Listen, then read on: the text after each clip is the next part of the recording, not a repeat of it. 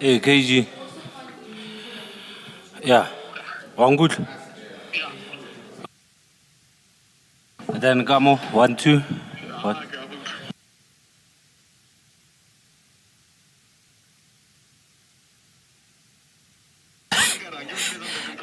Exactly. 1, 2. 1, 2. 1.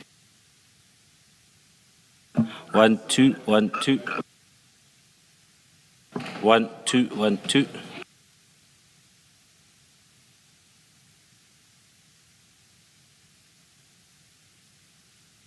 1, 2. 1, 2. 1, 2. 1, 2.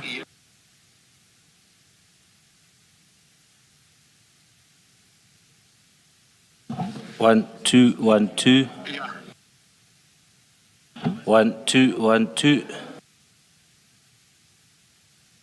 1, 2. 1, 2. 1, 2. 1, 2.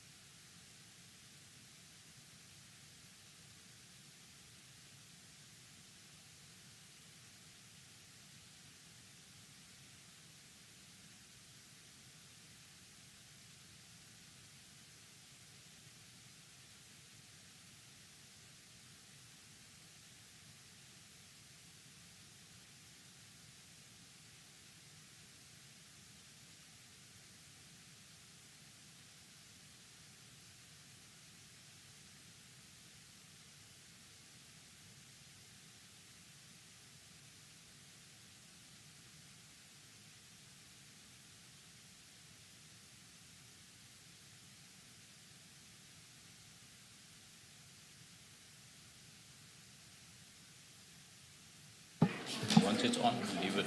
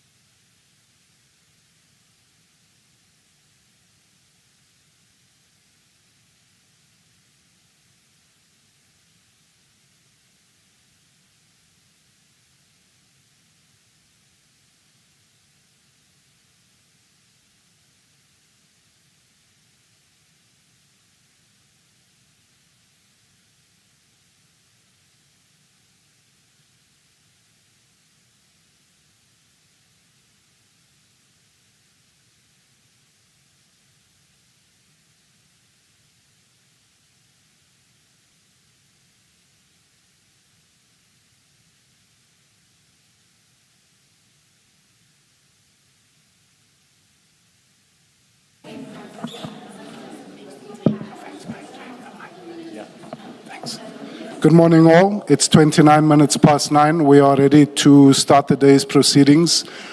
Please make sure that your devices are off, on silent, whatever it takes to keep them quiet. Thank you.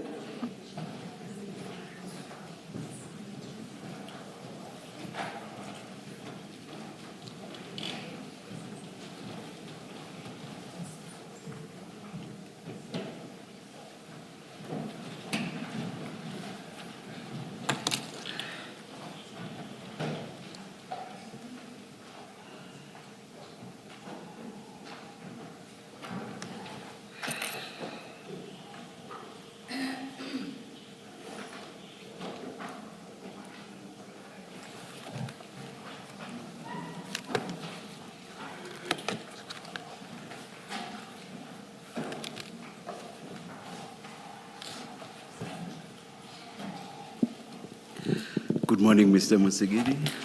Good morning, Chair. Good morning, Commissioners. Thank you. Chair, this morning we have Warrant Officer Boy Stephen Pakula to testify. Thank you. Good morning, Warrant Officer.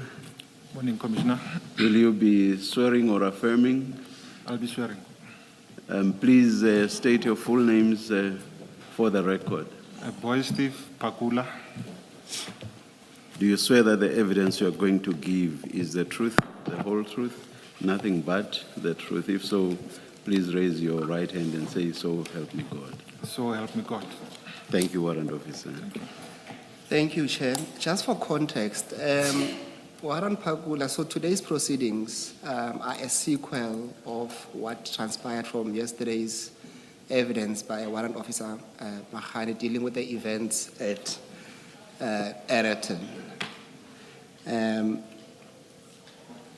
Warrant Pakula, before you should have a file, and when you look at the spine, it should say a statement and annexure file. Correct. And that will be the file of Warrant Officer Pakula. And then you should have 3 other files next to you. Okay, How many do you have?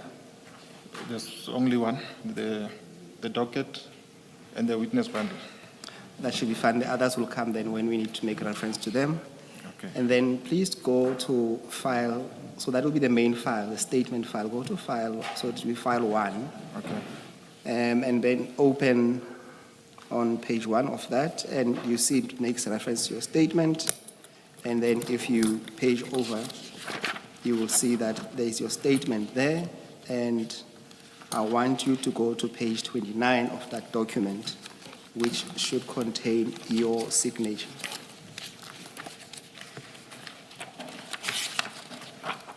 In fact, your signature will be at the bottom of 28. Correct. Can And you confirm that to be your signature? I can confirm.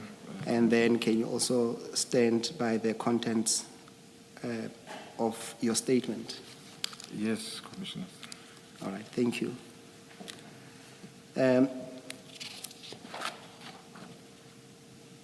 Warrant Officer, I want you to read the contents of your statement to the record. But before we do that, Chair, flowing from yesterday, if the Chair may allow me, flowing from yesterday, there was a lot of going to and froing between Warrant Officer Mahani about the evidence relating to Warrant Officer Pagula as to what agreement they reached in terms of where to meet and what was expected to happen after that. And I consider it to be fair to the witness to say, let's deal with that right now so that at least that's put aside as to his version, because he was accused at least of saying he was incorrect, or short of saying he's lying, to say that the agreement was to meet at Alberton. Who was lying? Warrant Officer Mahane accused yes. this particular witness of lying. Hence, I think it's fair for him to clear that outright before we get to the meat of his evidence. Whether expressly or impliedly, I think Warrant Officer Pagula's statement does deal with it, because he says he waited at Alberton, and it was only after, I think, making a call to establish what was happening that he discovered that Warrant Officer Mohana and the others were still at, is it Ayrton? It's Ayrton, essentially. Yes. So I think it does touch on that. Yes, no, he Why wanted don't you to- just take him through his statement? He just wanted to clear that so that at least he's not, because it left him anxious. I Chair. think, I think you can deal with it perhaps more in detail when you get to that part. That is when Warrant Officer Pagula is at Alberton. Yes, Then okay. you can ask whatever questions you want to clarify the position. Thank you, Is Chair. would that work for you? It works for me, just that he asked to clear it outright. He was a bit anxious about it. No, let's But just if do the it. chair says, let's wait for, Yeah, let's just do it Then chronologically. he'll get a chance to clear his name. Yes, let's just do it. Thank you, Chair. And then Warrant Officer Pagula, can we then go to, you will see that on the numbering we want to use, it's on the top right, it's in red. Yes. So you then start with, it will be page 2, because page 1, it's a table of contents. Can you then start reading that into the record, Warrant Officer? Okay. I'm an adult male warrant officer in the South African Police Service, attached to National Investigation Unit, 231 Francis Bar Street, Pretoria. My background and service history. My history in the SAPS began in 2002. Below is a summary of my progress within the ranks of the police and includes various appointments and posts I have served in over the years. I joined the South African Police Service as a student constable working in the Client Service Center at Alberton SAPS. In 2006, I was transferred to the Alberton Detectives Branch, where I performed my duties as a detective, investigating serious and violent crimes. Sorry.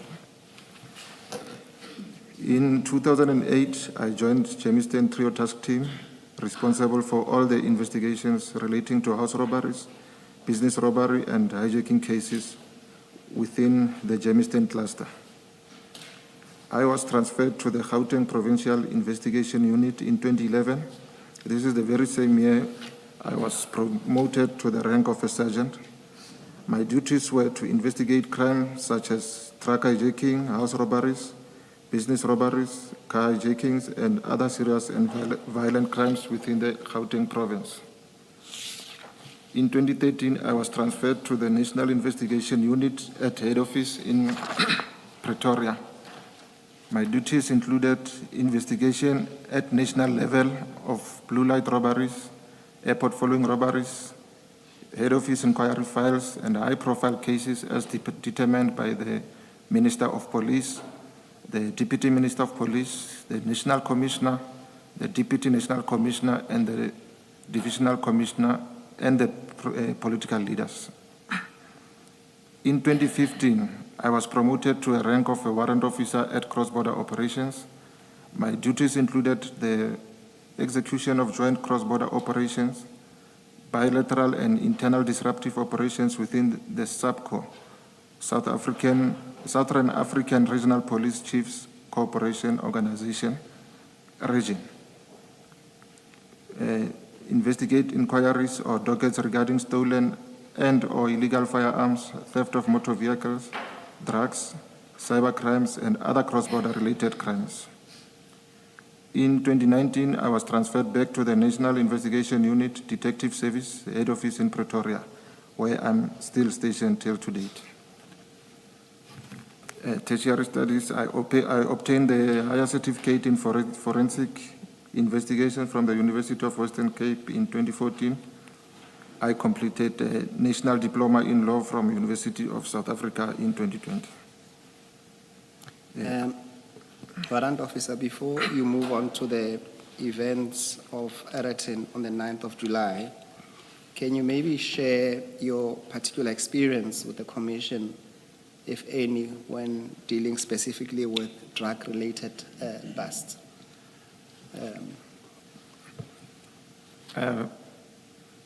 If I may ask, what the experience in So it will be in twofold. Have you experienced or attended drug busts? And also, have you at least assisted with crime scene management in those specific circumstances? Yes, I can say I investigated drugs cases, but however, I was not involved in the drug busts as big as the one that I was involved in.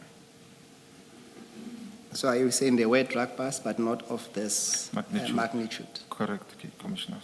And you were also involved there as part of the crime scene management personnel in those operations, or not? No, I obviously was involved as an investigating officer at a later stage. And like I said, some of the drug busts was not as big as that. So like having information about drugs in a certain, maybe 5 packets or so, 5 kilograms or so. That was the investigation that I was involved in. Okay, thank you, Warrant. Warrant, can we then move to paragraph 4, and the heading is Ereton drug busts on the 9th of July 2021. On Friday, 9 July 2021, around 7:37 in the morning, I was at home working remotely when I received a call on my state cell phone from Warrant Officer Mohana.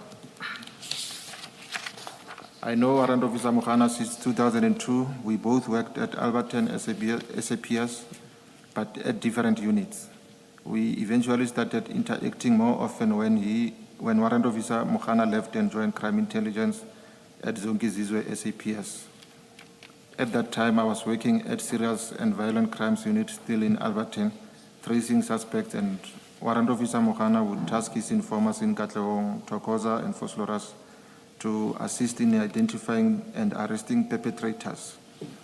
So when I left Alberton SAPS for different units such as Germiston Trio Task Team, Gauteng Provincial Unit, cross-border operations, I continued working with him and tasking Warrant Officer Mohana for information that could lead to arrest of those perpetrators or suspects. On that particular day, the 9th July 2021, Warrant Officer Mohana informed me that he was following up on information about the drugs and that he needed backup. Warrant Officer Mohana further informed me he tried to contact other police officers who were either not in Gauteng or their cell phones were off. He asked whether I'm home or at work already, and I said I'm still at home. I then informed Warrant Officer Mohana that I will come assist once I'm done preparing myself. He informed me that they were in Alberton area and there is a possibility they will be going to the receiver of the cargo in Ereton. I asked Warrant Officer Mohana to keep me updated. While still at home, I received a call again from Warrant Officer Mohana informing me that he suspects the information might be positive as they were now in Ereton and had opened the container already. He said there were black bags falling out of the container. I immediately contacted Colonel Sipungu and informed him that there is a member from Crime Intelligence who needs assistance on information about drugs which were found in a container. And I asked for permission to go assist, and it was granted. Commissioners, if I may, I don't know if it's the opportune time to address the issue, because I heard it was related that Colonel Sipungu was on leave, and I phoned him while he was on leave. So,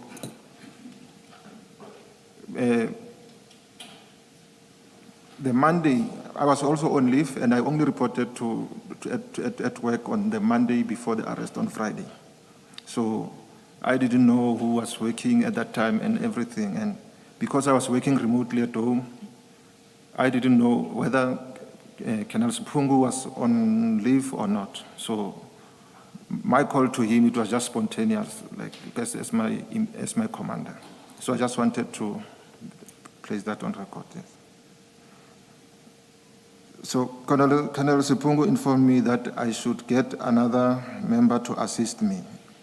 I contacted Captain Midupi, who was on the same rotation group as mine.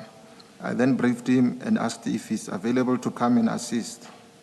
Captain Midupi agreed to come and assist. I told him to meet in Alberton, as initially agreed with Warrant Officer Mohana that they will be bringing the truck and driver to Alberton for detention as a place where the crime scene started. At about 8:20, I left my house to go assist Warrant Officer Mohana. I was driving a state motor vehicle with registration number CJ01SPGP, the Kia Cerato. Before you move on, Warrant Officer, maybe just to emphasize on what the previous paragraph, on what you said on the last sentence there, just to clarify the issue that I raised with the chair in regard to your agreement with Warrant Officer Mahana. So to state the record clear, the agreement was that you will meet him at Alberton. Is that correct? That's correct, Commissioner. And the further understanding was that he will bring the consignment and the driver to Alberton. That's correct, Commissioner. Thank you. Let's proceed then to paragraph 9. Paragraph 10. Yes, let's jump to 10. Yes, while on my way to Alberton SAPS, I phoned Lieutenant Colonel Mangena, who works at Silverton Ballistic Section, and requested standby cell phone number of forensic members for drug section. Lieutenant Colonel Mangena told me he does not have the number, however, he will get back to me. Within 3 minutes, Lieutenant Colonel Mangena phoned me and told me that he spoke to Colonel Moripe at the drug section, and Colonel Moripe, said they are no longer sending members to the crime scenes. Members must package the drugs and send them to the laboratory for analysis. Warrant, is that correct to understand? That is when you called. Is it what unit is that? Mangena is that? Is it FSL or? I beg your the unit, will it fall under FSL? Yes, it's under forensics, yes, forensic science laboratory. All right, then proceed to paragraph 11. After spending about 15 minutes at Alberton SAPS waiting, I phoned Warrant Officer Mohana to inquire how far are they, and he said I should rather drive through to assist in Eraton.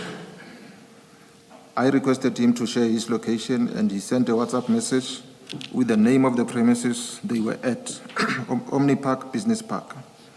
I called Captain Midupi to inform him I was leaving Alberton and he should drive to Eraton, as Warrant Officer Mohana was no longer coming to Alberton SAPS. I also contacted Sergeant Pakula and Sergeant Sape, who were on duty at the dock unit posted provincially. Another address I would like to make to the Commission is, indeed, Sergeant Pakula is my brother, and he works at K9 in Silverton. So I informed them about the scene and that I was still on my way, and that I will send them I will send them the location once I'm at the scene. All these phone calls were made before I even got to the crime scene in Eraton. Sergeant Pagula informed me that this information is similar to that of Lieutenant Colonel Maluleke of National Head Office South African Narcotics Enforcement Bureau, SANEP, who informed them that they should be on a standby as he, Lieutenant Colonel Maluleke, was expecting a truck from Durban with drugs in a container. With that new information, I informed Sergeant Pagula to call Lieutenant Colonel Maluleke to the scene as well. I did not know Lieutenant Colonel Maluleke prior to the incident of the 9th of July, 2021. Upon my arrival at the scene, I found a marked Poisons SAPS patrol van parked in front of Warrant Officer Mohana's state black Nissan NP300, facing each other. I then parked on the left side of the Poisons van. As I approached... Warrant Officer, can we flight the exhibit file, so the bigger file? Go to page 19 of that one.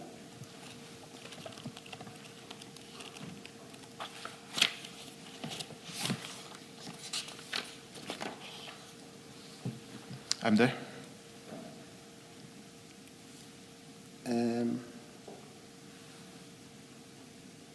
Can you confirm that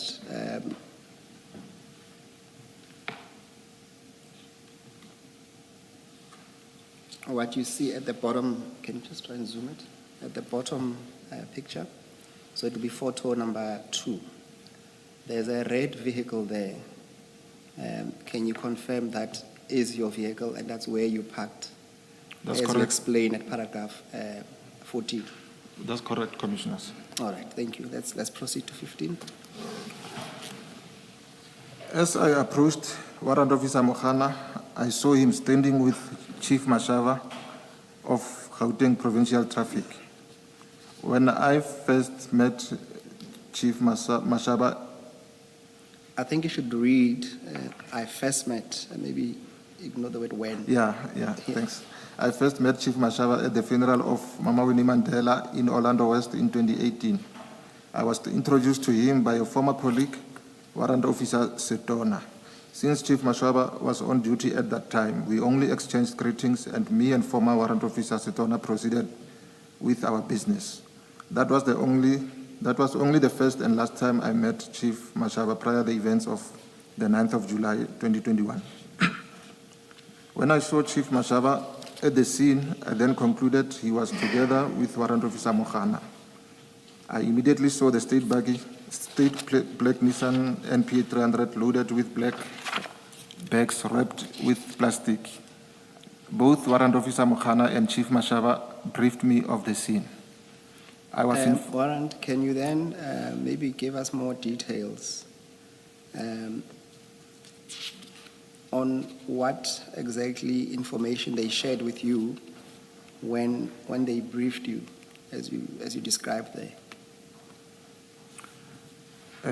I think I stated it in paragraph 17, because what they said, what Warrant Officer Mohana was saying is that he received a call from Chief Mashava about a container with drugs, and Chief Mashava received the information from the Chief Mashava's informer.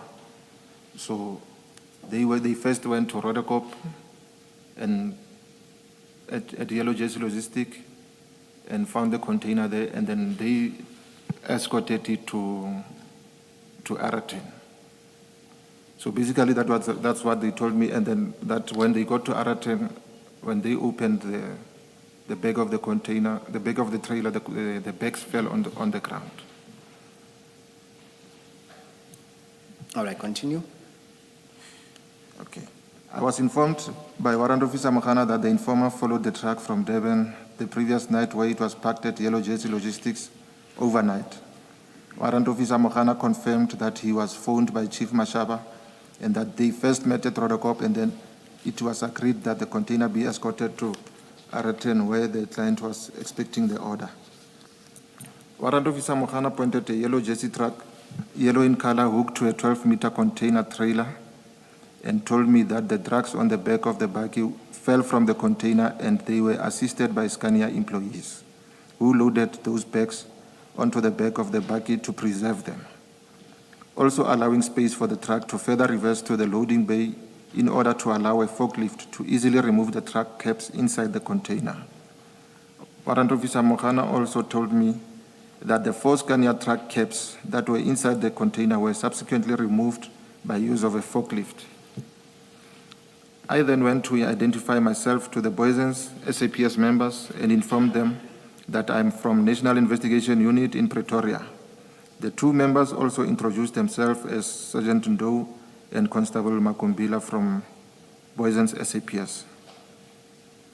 I was then pointed the driver of the truck by Chief Mashaba, who told me the driver is already under arrest and he was told to stand next to the truck. Chief Mashaba also told me he placed 2 other people who were receivers of the cargo under arrest. I then requested to see the responsible persons who were receiving the cargo. I interviewed a lady by the name Jolene Kukemur Wenzel. By first introducing myself to her, Jolene also introduced herself and her position as a team leader at Frighten. She was shaken and also confirmed to me that she was placed under arrest. I asked Jolene to explain her role in placing orders in Brazil and the arrangements of transport logistics, including how the container serial numbers are allocated. I then started obtaining Jolene's statement. In the meantime, I requested Warrant Officer Mohana to summon photographers if he has not done that already. At this stage, the scene was under control. The exhibits were still secured in bags in their original forms, not tampered with. The crime scene was still under investigation as witnesses were interviewed and suspects under arrest. The dog unit was summoned as well as the photographer. It is also worth noting that the primary responsibility of the first responding police member is to safeguard the crime scene until the arrival of crime scene examiners from local criminal record center and the investigating officer. I can also confirm that the scene was handled in line with the SAPS National Instruction 1 of 2015, which states that crime scene management involves the process of planning and implementation of measures to take control and secure the crime scene, ensure the integrity and the originality of evidence and exhibits, investigate and process the crime scene thoroughly and undisturbed, coordinate and maximize the collection of exhibits, utilize the investigation support resources optimally, record facts and events properly, and ensure that the crime scene remains under police protection for the period determined by the crime scene manager. It was at this stage, while busy obtaining Jolene's statement, that a lot of police vehicles started driving in. There were also security personnel from Business Park and Scania who came, and they were walking in and asking questions where we came from. Due to the number of police vehicles that were coming in, I kept on being distracted by people passing by towards the police van. At this stage, I was busy writing down the statement on the bonnet of the red Kia. I further phoned Dog Unit and Captain Midupi to hear how far they were, and they said they were getting nearer to the scene. I also requested Warrant Officer Mohana and members of Poison's SAPS to cordon off the scene as there were lots of members working through. Members from Poison's brought the scene tape from their patrol van, and I saw them together with Warrant Officer Mohana pulling the tape behind the Poison's police van.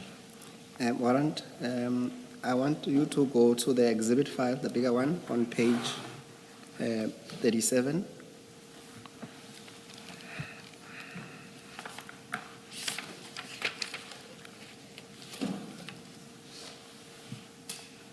And there? You are there. Yes. I want you to focus on, there's photo 33.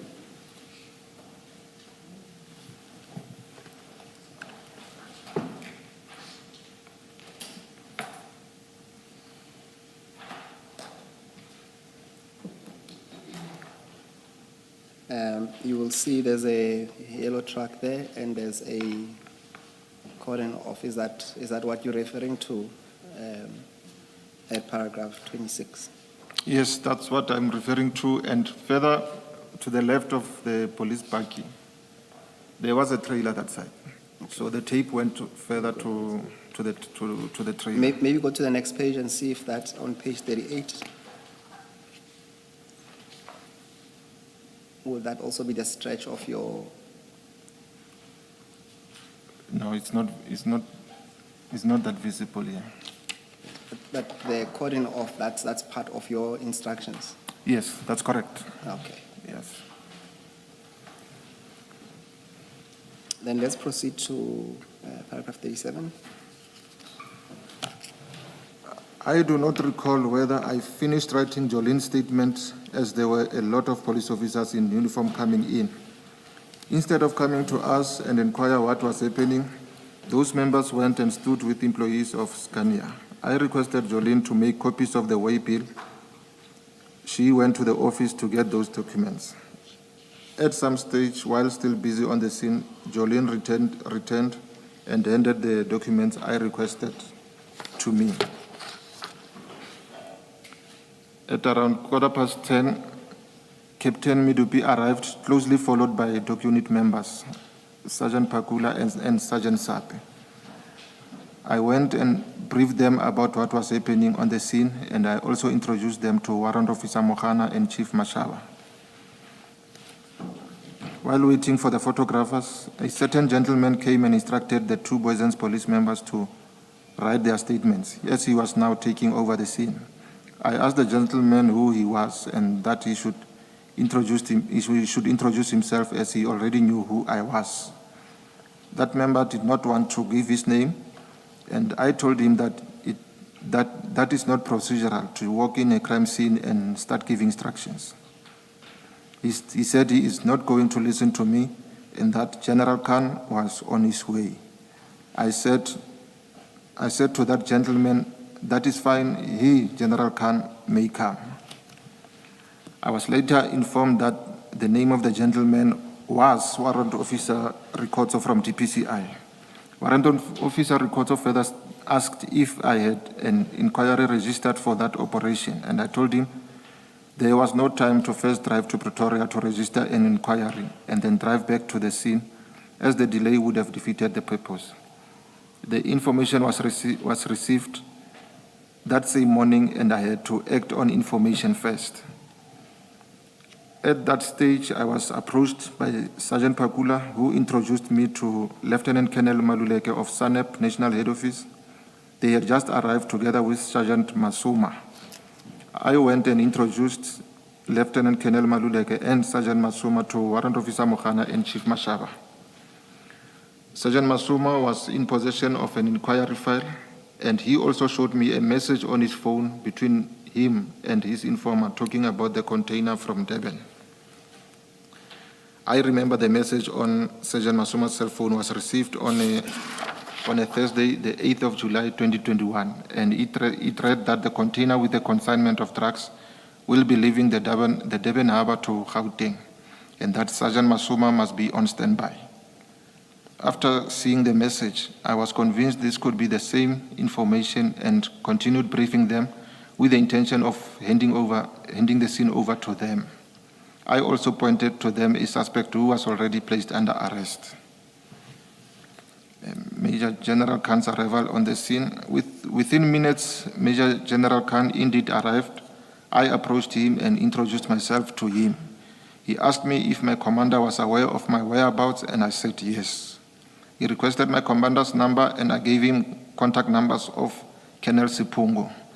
After a few minutes, he came back and said he got hold of my commander and he confirmed my version, but something does not add up. I then went and stood with Lieutenant Colonel Maluleka while still waiting for the photographer. Major General Khan wanted to know who the driver of the black Nissan NP300 was, and he instructed Warrant Officer Mohana to go and sit in the said vehicle. I was waiting for the photographer to arrive. I fetched the driver of the truck, who was already standing on the side of the truck. I then brought him back and handed him to Captain Midupi to place him under arrest, as I was busy trying to manage the scene. Captain Midupi cuffed him with cable ties. The reason the truck driver was not cuffed earlier was that he was going to drive the truck to the SAP 13 pound. After the arrival of Captain Midupi, Captain Midupi, told us that there is no need for the truck driver to drive the truck to the pound, as Captain Midupi, will drive the truck. He has a Code 14 driver's license. Once the photographer arrived, I introduced myself to her, and she also gave her name, which I forgot. I went to Major General Khan together with the lady photographer and found him standing with other two gentlemen whom I did not know, standing on the loading bay at the back of the trailer. I introduced the photographer to Major General Khan and told him that the photographer has arrived and she wants to start with her duties. Major General Khan told me to stand back, and I did. I left the photographer with Major General Khan and went back to where the buggy was. I then removed the two seals that were placed on the passenger side of the black buggy with the intention to get the photographer to take pictures of, but I was stopped by Lieutenant Colonel Ludik and Captain Sebula, and I was told that they were now taking over the scene. Colonel Madlanga of Johannesburg, DPCI, approached me, Warrant Officer Mokhana and Chief Mashaba, and asked that we explain to him what happened and how did we get to the scene. We explained to him what transpired, and he understood our version.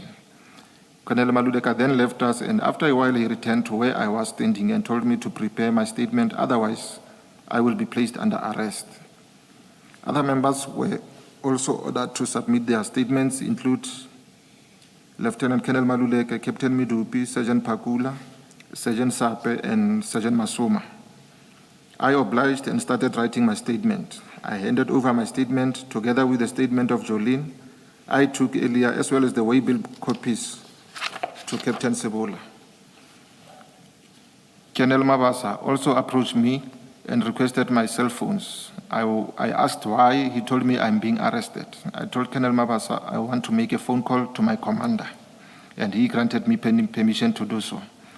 Captain Midupi and I made a call to Brigadier Mbele, the section commander at National Investigation Unit, and informed her what was happening. She further said she will not be able to come and that she will phone Colonel Sipungu to come to the scene.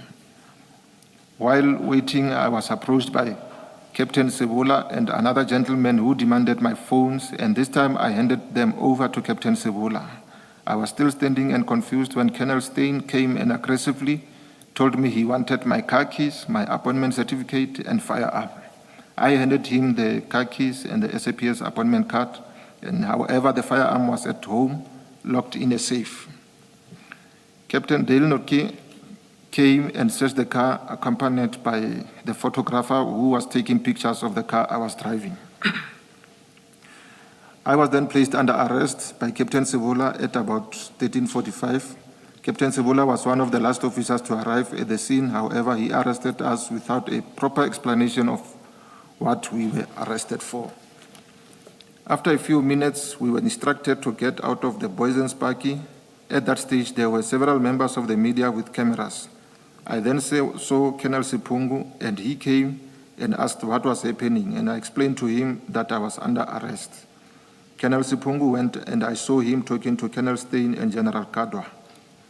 We were then ordered to stand next to a black Nissan buggy where Brigadier Sukovela and her DPCI members were busy offloading black bags from the back.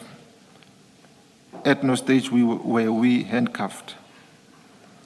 I counted 35 bricks in each of the first 10 bags, black bags that were opened in front of us. We were told to get in the back of the Boysen's SAPS police bag while they were still busy unpacking the exhibits from the black bags to the forensic exhibit bags.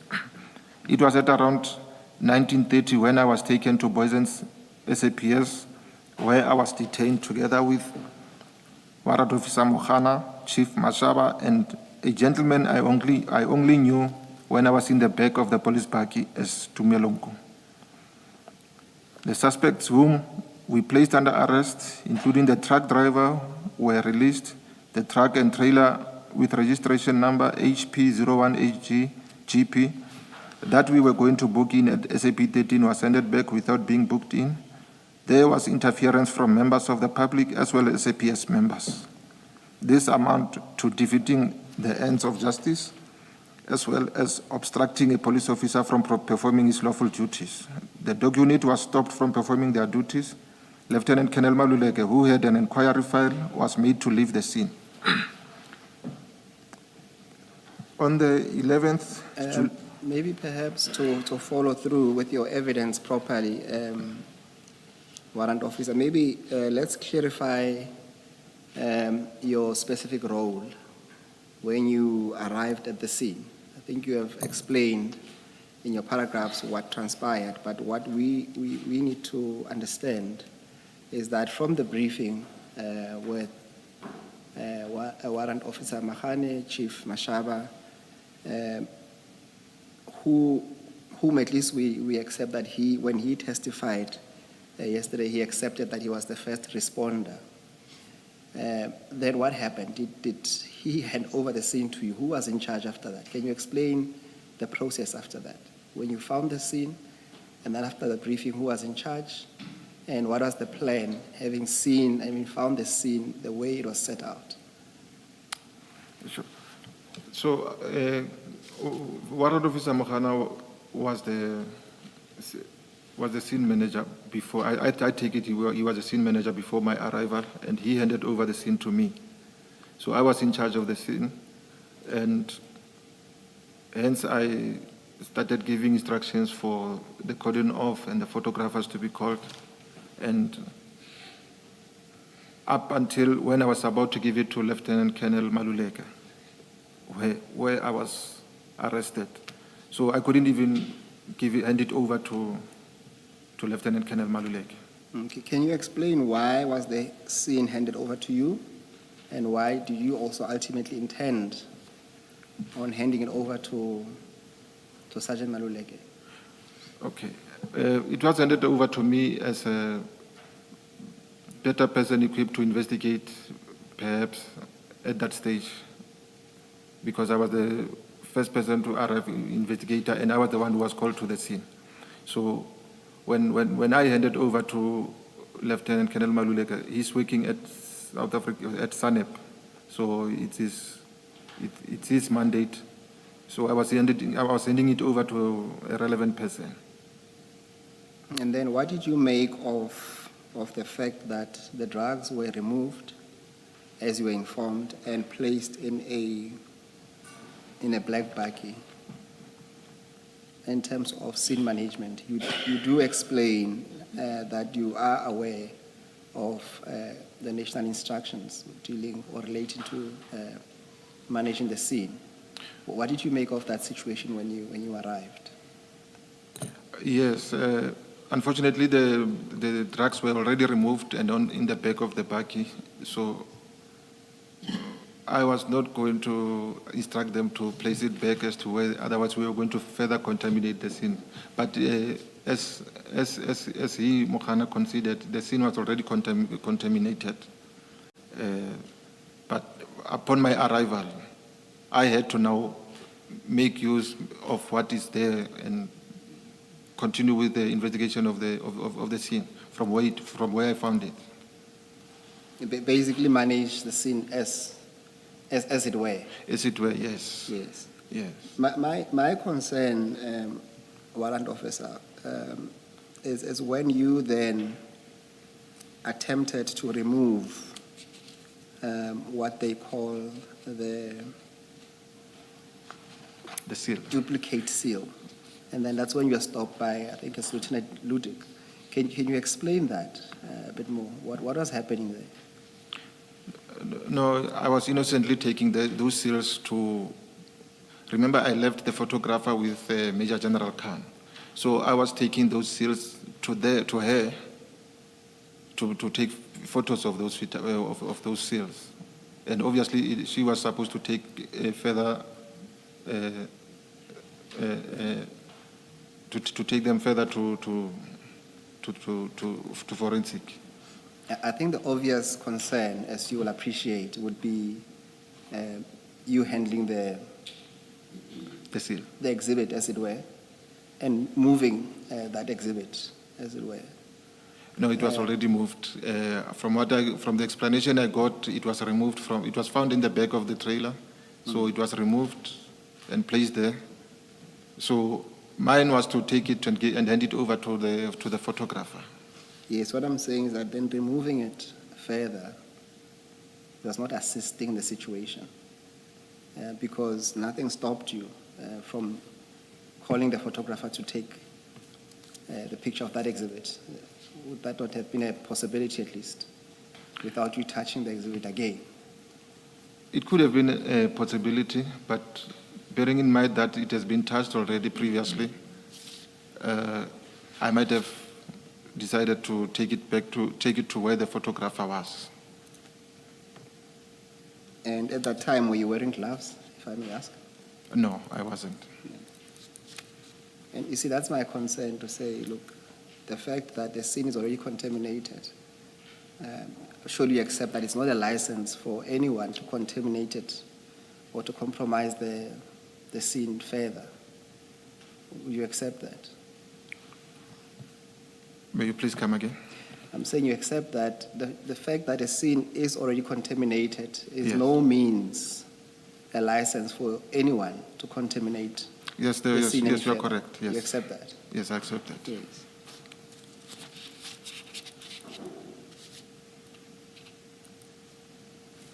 And then when you testified, you say that when General Khan arrived, the scene and the situation was under control. Can you just give further explanation? What do you mean by that?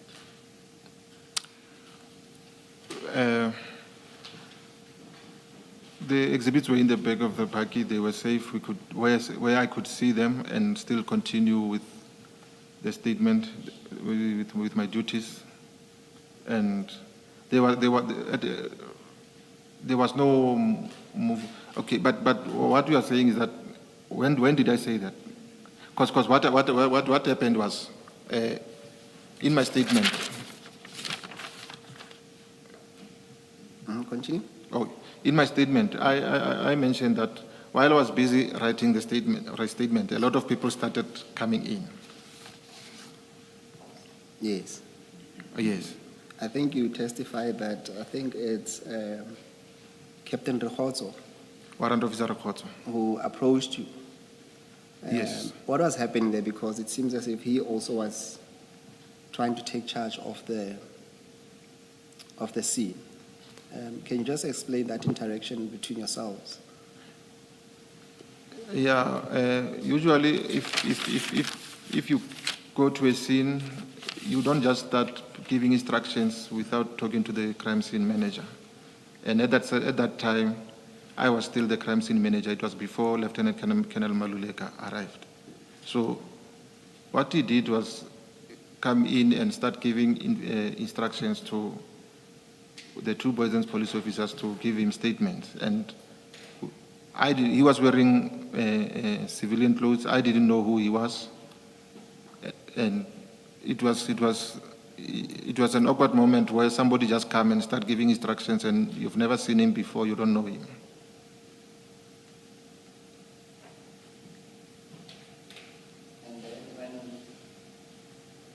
And then when later on General Khan arrived, you say that he said to you, you must, when you went to introduce the photograph, what did you say he said to you? I must stand back. What did you understand that instruction mean? Did it mean that you must stop being active on the scene? What is your understanding of that? Yes, I understood that as I must stop now being active on the scene. And hence now, because I was now standing back, maybe that's when I realized I need to hand over whatever it is the exhibit I have to the photographer. The reason why I went to fetch the seal with the intention to give it to the photographer, because now I was no more participating on the crime scene. And also there was Rekotso as well there somehow. Yes, Rekotso was also there, and you said you were in fact planning to hand over the scene to Lieutenant Colonel Maluleka instead. Yes. And all of this is it fair to say, contributed to the what we call, I think the word being used was chaotic or chaos caused? Of course, because I would have appreciated it if whoever wanted to take the scene came to us and told us, listen, we want to take a scene. How do we, not to start now giving instructions and without knowing who he was. I asked him to at least introduce himself and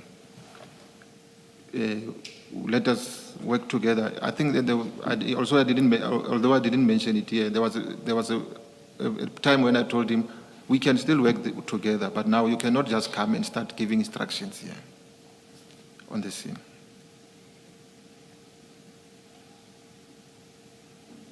I mean, in your understanding, what was really happening?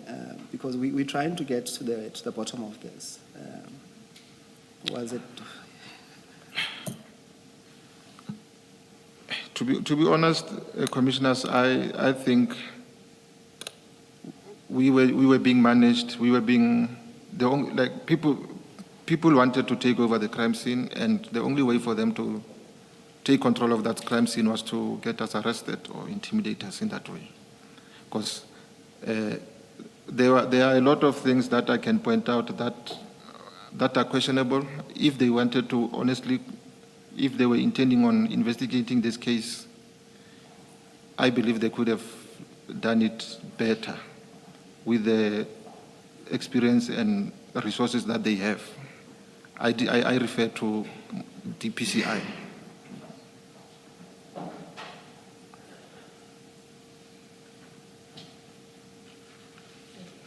Maybe just so that we don't forget, you say there are a lot of questionable things that happen. Maybe just list them.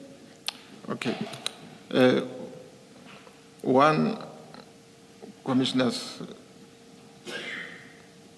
it was easier for them to go fetch the CCTV footage in order to assist them with their investigations. The dog unit that was supposed to be used, they could have used it to assist them with their investigation if they were intending on searching, and also the release of the driver, most importantly the driver. Those are the three that I can at the moment point at.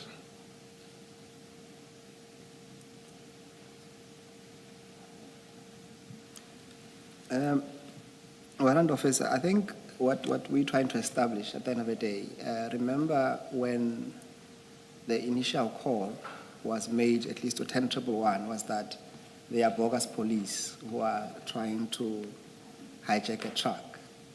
And later on, obviously, there were drugs discovered. And then you were called, and you did testify that you are not particularly experienced in huge drug busts. Correct.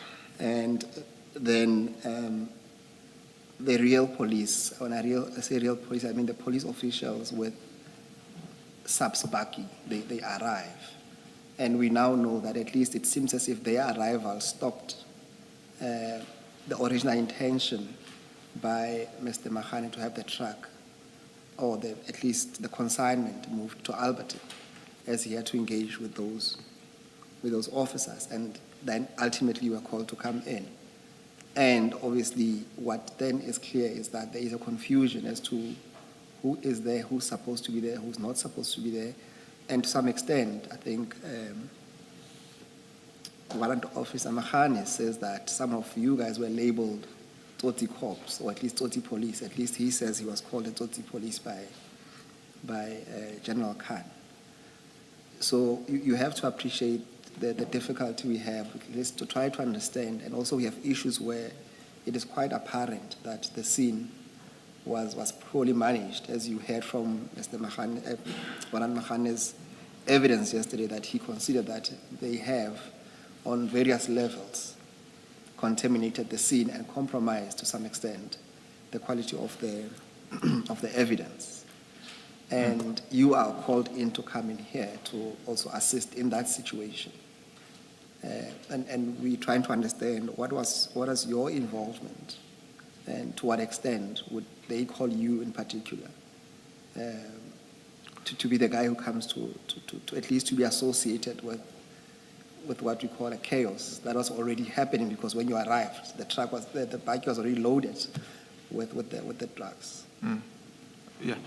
So I cannot say, commissioners, that I knew the situation would turn out the way it did at the end of the day. But I was called in to come and assist in managing the crime scene, and unfortunately, upon my arrival at the crime scene, I found it the way it was. Already, the exhibits loaded onto the bakkie, and I had to continue managing from where the exhibits were now. So it was an honest opportunity for me to prevent the drugs from being taken, from being stolen, and continue to investigate the crime scene, arrest the suspects, continue with the witness statements and all that. That was my participation at the crime scene. And you tried to do that as much as you could? Correct. I tried to do that at the best of my ability. It's unfortunate that at the end of the day, we were disturbed. A lot of people started coming into the scene and we couldn't do anything. And can you remember roughly between when the scene was handed to you, how long, in terms of the time, how long did you have before you were obviously disrupted to deal with the scene the way you would have at least dealt with it to the best of your ability, or at least? Sorry, I don't get you. Is it after my arrival? And yes. So between your arrival and the handing over of the scene to you, and to the point where there was a interference. So how long were you roughly in charge of the? I can say less than 30 minutes, because I was still busy on the bonnet. Then that's when a lot of police officers started coming in and going to the bakkie, where the bakkie was. It was not even 30 minutes, I can say. Okay. All right, let's go then. You wanted to deal with your first appearance at Boyson's Magistrate Court. That will be on page 14 on your statement. Okay.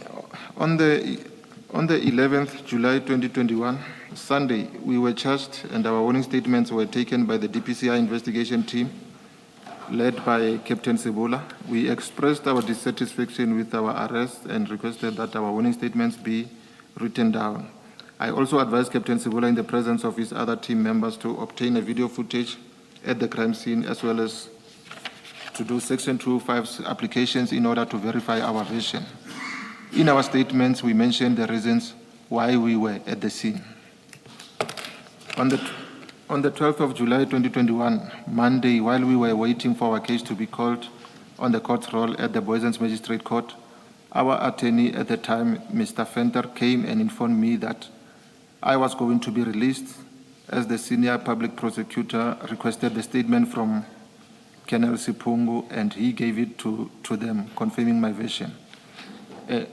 If I may also add here, it was said by another witness here that, Colonel Stein, Commissioner, that he instructed Colonel Sebola to take a statement of Colonel Sipungu at the crime scene, when Colonel Sipungu was at the crime scene. So the statement of Colonel Sipungu was only taken at court on Monday, and after the instruction by the SPP to say, after reading my warning statements, to say Colonel Sipungu's statement must also be.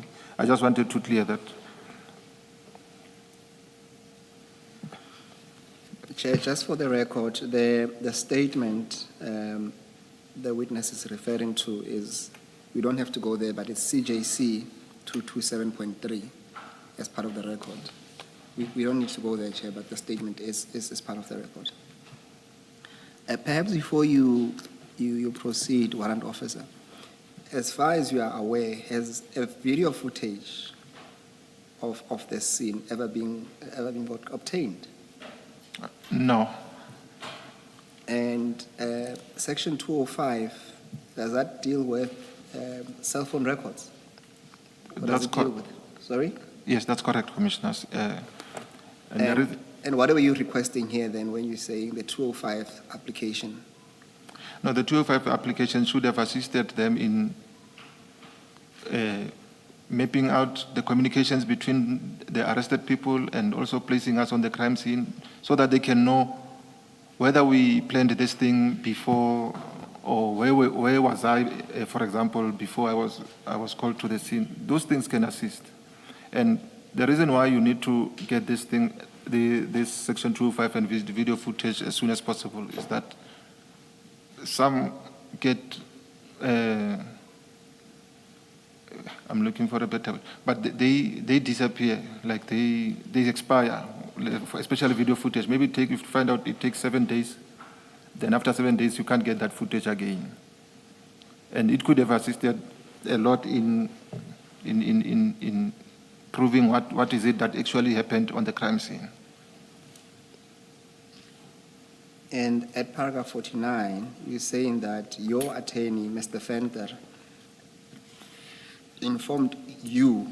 So out of the 4 accused, was he referring to you alone, or is it the 4 of you were going to be released? I understood it was me because it was after Colonel Sipungu's statement was submitted. What would have the statement have said that you believe would have at least justified the release? He confirmed that I gave him a call and he gave me permission to attend the crime scene. Because otherwise, if he had said to me, you don't have to attend, I wouldn't have gone there. So he's the one who authorized my attendance there. All right, let's go to paragraph 50 then. Our case was called at around 1500 hours, and to my surprise, the attorney requested to address the court and placed it on record that while on lunch, the head of Gauteng DPCI, Major General Kadwa, together with Deputy Director of Public Prosecutions, Advocate Mlojwa, held a meeting with the Senior Public Prosecutor, Mr. Tusi, and the decision to release me was overturned. The case was placed on the roll and remanded to the following day, the 13th of July, 2021, for a statement. We were imprisoned at Johannesburg Prison with no bail. On the 13th of July, 2021, Maybe read to the record the they are heading there. released on bail.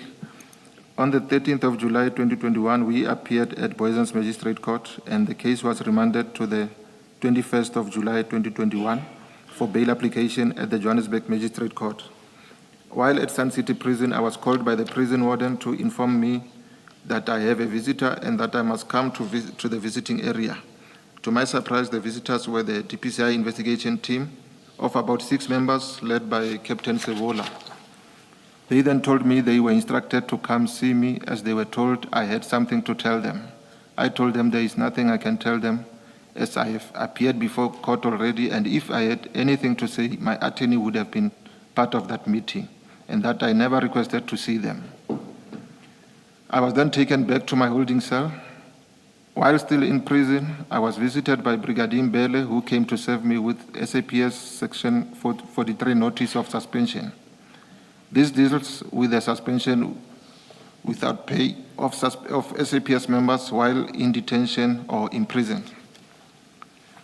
On the 21st of July 2021, Captain Sevola came to oppose bail, and we submitted our witness statements of Colonel Sipungu, Lieutenant Colonel Mangena, Captain Midupi, Warrant Officer Mohana, Warrant Officer Pogungwane, Warrant Officer Chidi, Sergeant Pakula, Sergeant Sape, and Sergeant Maja as exhibits to prove our innocence. We were granted bail on the same day.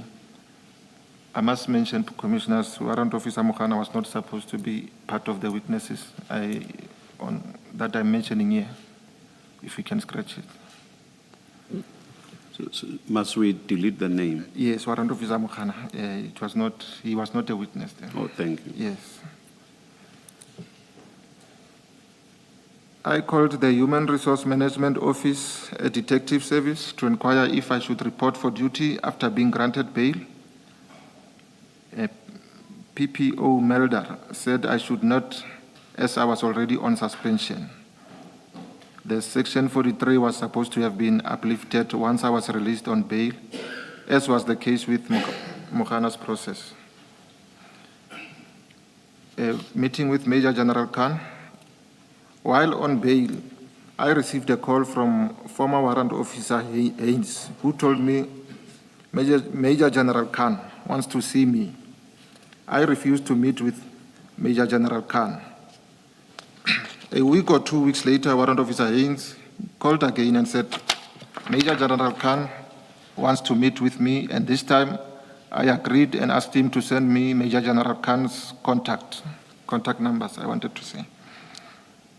On the 15th of September 2021, I called Major General Khan, and he did not answer the phone. I then texted him and said, "Good day, Jen, it's Pakula." He replied and asked, "Where can we meet?" And he will set up a meeting to my convenience, and asked if he can bring Major General Kadwa, and I refused and stated I will not be comfortable with both of them. At this stage, I was still not clear why Major General Khan wanted to meet with me, hence my discomfort with bringing Major General Kadwa to the meeting. On the 16th September 2021, Major General Khan called me and asked about my whereabouts. And I told him I was in Kibla Park area, and then he requested my location, and I shared it with him. He responded and said he will be there in 15 minutes. I waited for him, and then I saw him, Major General Khan, driving in his grayish VW Golf 7. I then went to him and got in his passenger side of the car. Major General Khan sympathized with me and explained he still did not understand why I was arrested, because he left the scene as he had to rush to Cape Town. He further wanted to know how did the informer that was arrested with us get the information, and I said I did not know, but I can bring the informer to have a meeting with him so he can ask him himself. He further said they were not interested in me, they wanted Colonel Sipungu, and I said to him, Colonel Sipungu knew nothing about the operation. I'm the one who called and informed him about it.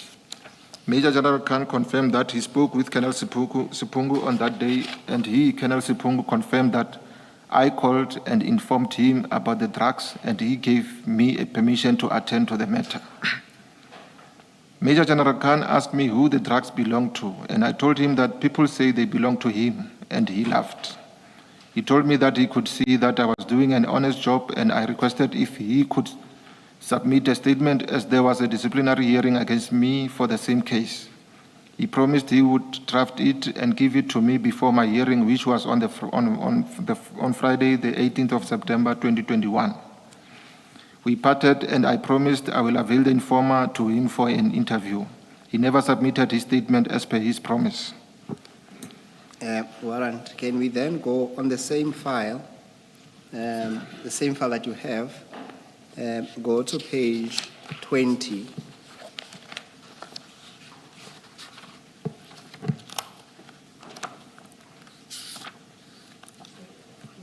Same file?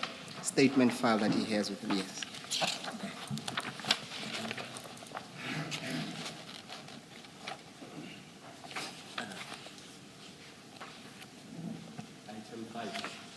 Item 5, the tab will be item 5, thank you. And there, Yes, go to page 20. Can you describe to the Commission what is depicted on that page? Commissioners, this is the screenshot of my conversations with General Khan. Are you projecting it?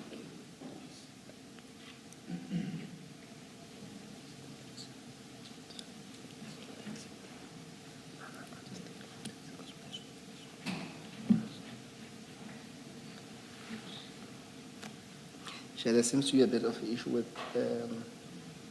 writing it. We'll write it later stage, Chair, when they've located the the picture.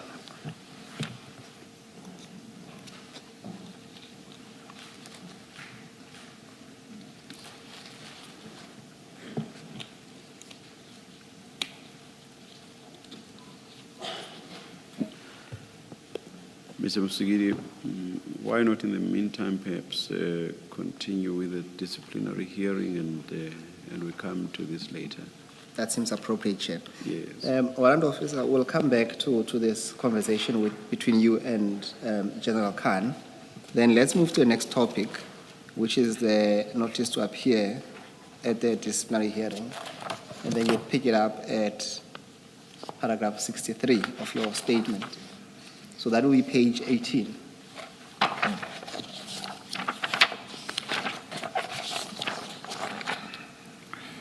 Okay, notice to appear at a disciplinary hearing.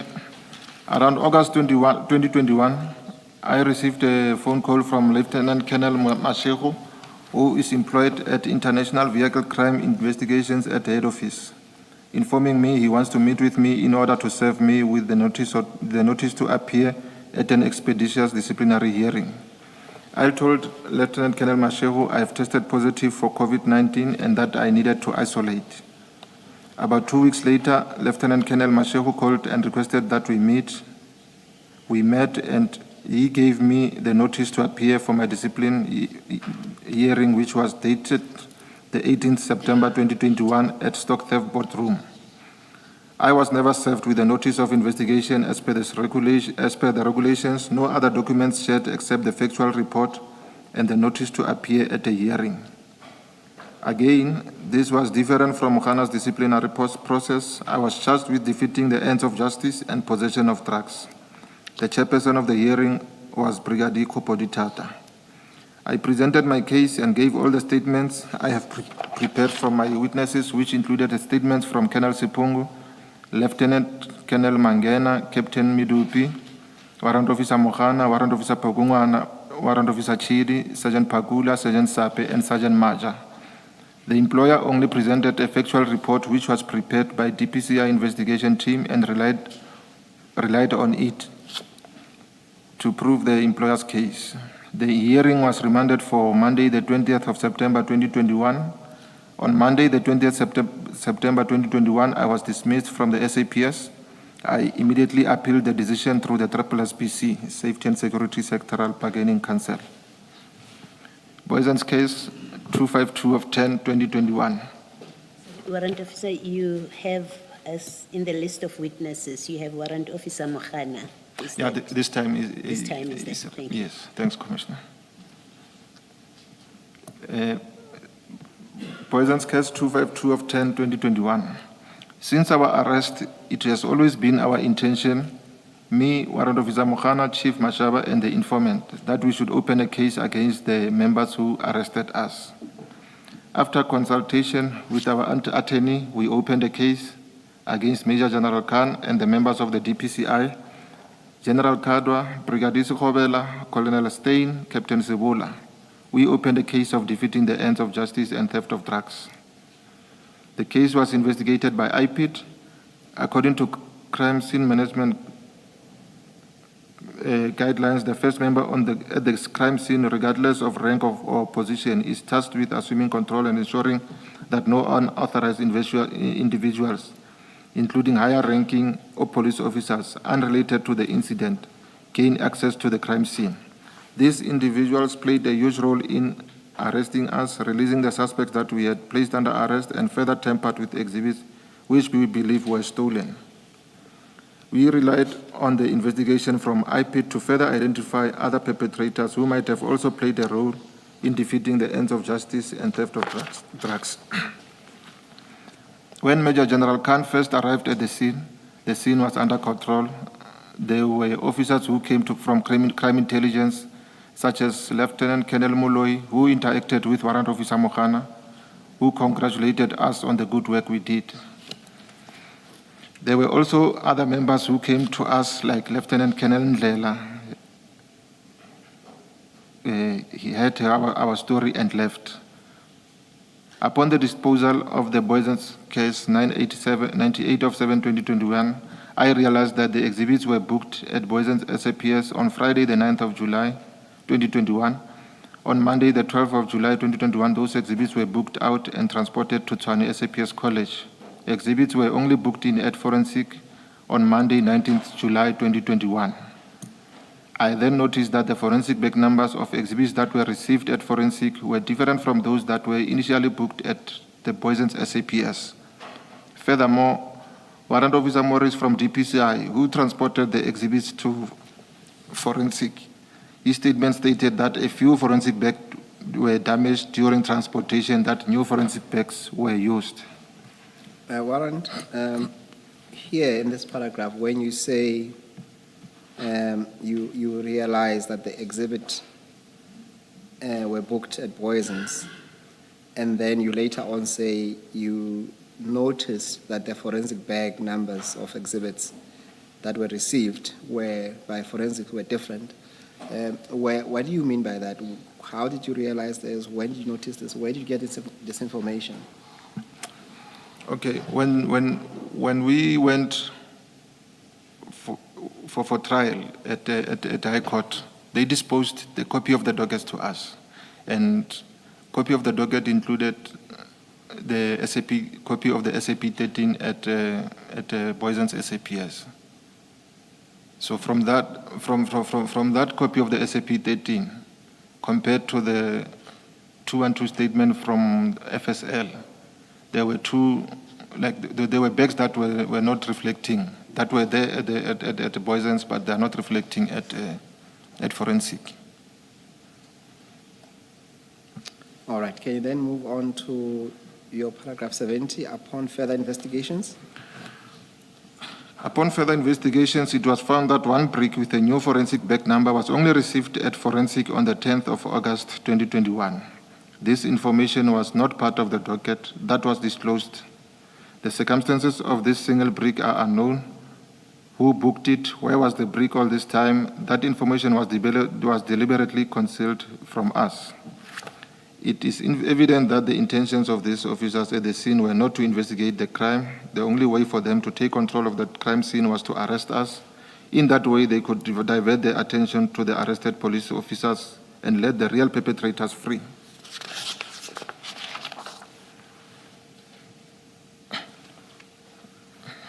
In March 2022, we appeared at Boysen's Court and we were served with indictment to appear at the High Court on the 22nd of April 2022. We were being charged with possession of drugs and drug trafficking, fraud, and defeating the ends of justice. The indictment was signed by Deputy Director of Public Prosecutions, Gauteng Local Division, Advocate J. Strotsky.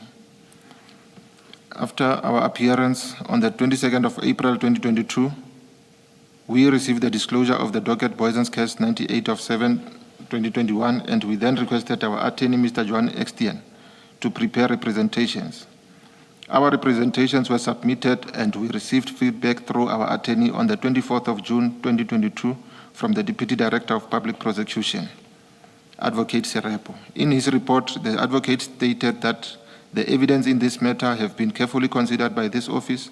We are of the view that there is prima facie evidence with reasonable prospects of a successful prosecution against the accused, close quote.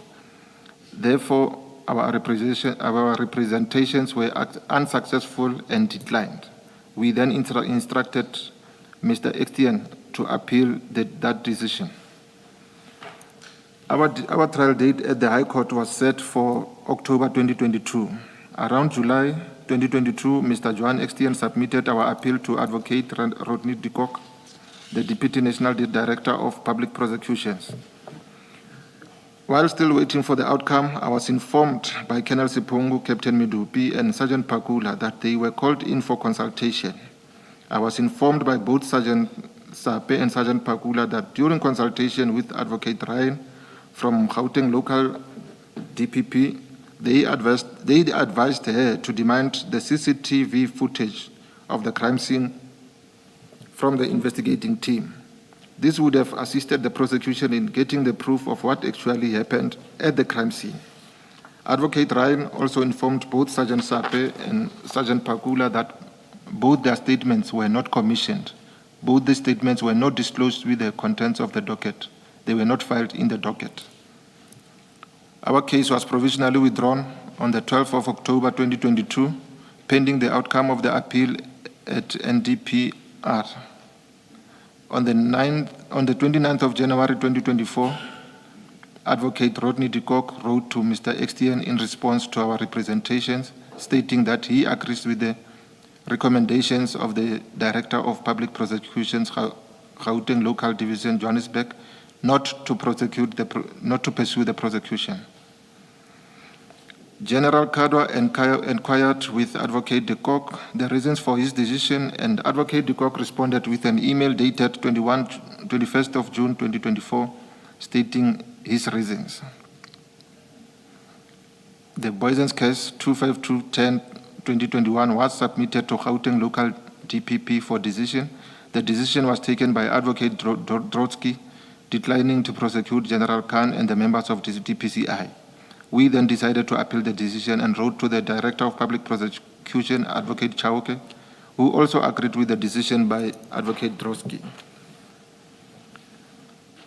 My reinstatement into SAPS. In November 2023, I successfully won my appeal to be reinstated in the SAPS. The award stated that I should be reinstated with the same terms and conditions as before my dismissal. I, however, reported for duty on the 16th April of 2024. Around September 2024. Warrant Officer, is there a reason why, if you were reinstated in November 2023 and you only went back in April, can you explain that time period? What is that, sir? Yes, Commissioners. I was also concerned with the amount of time that it took for the SAPS to finally implement the award that I should be reinstated. And it became clear at the later stage that some of the senior members were still trying to appeal the decision for my reinstatement in the SAPS. So this might have been the delay. You were not the cause of the delay. No, Commissioner. You were ready to. I was ready, yes. To go back as soon as correct, the award had been made in your favor. Correct, Commissioner. Thank you. May proceed.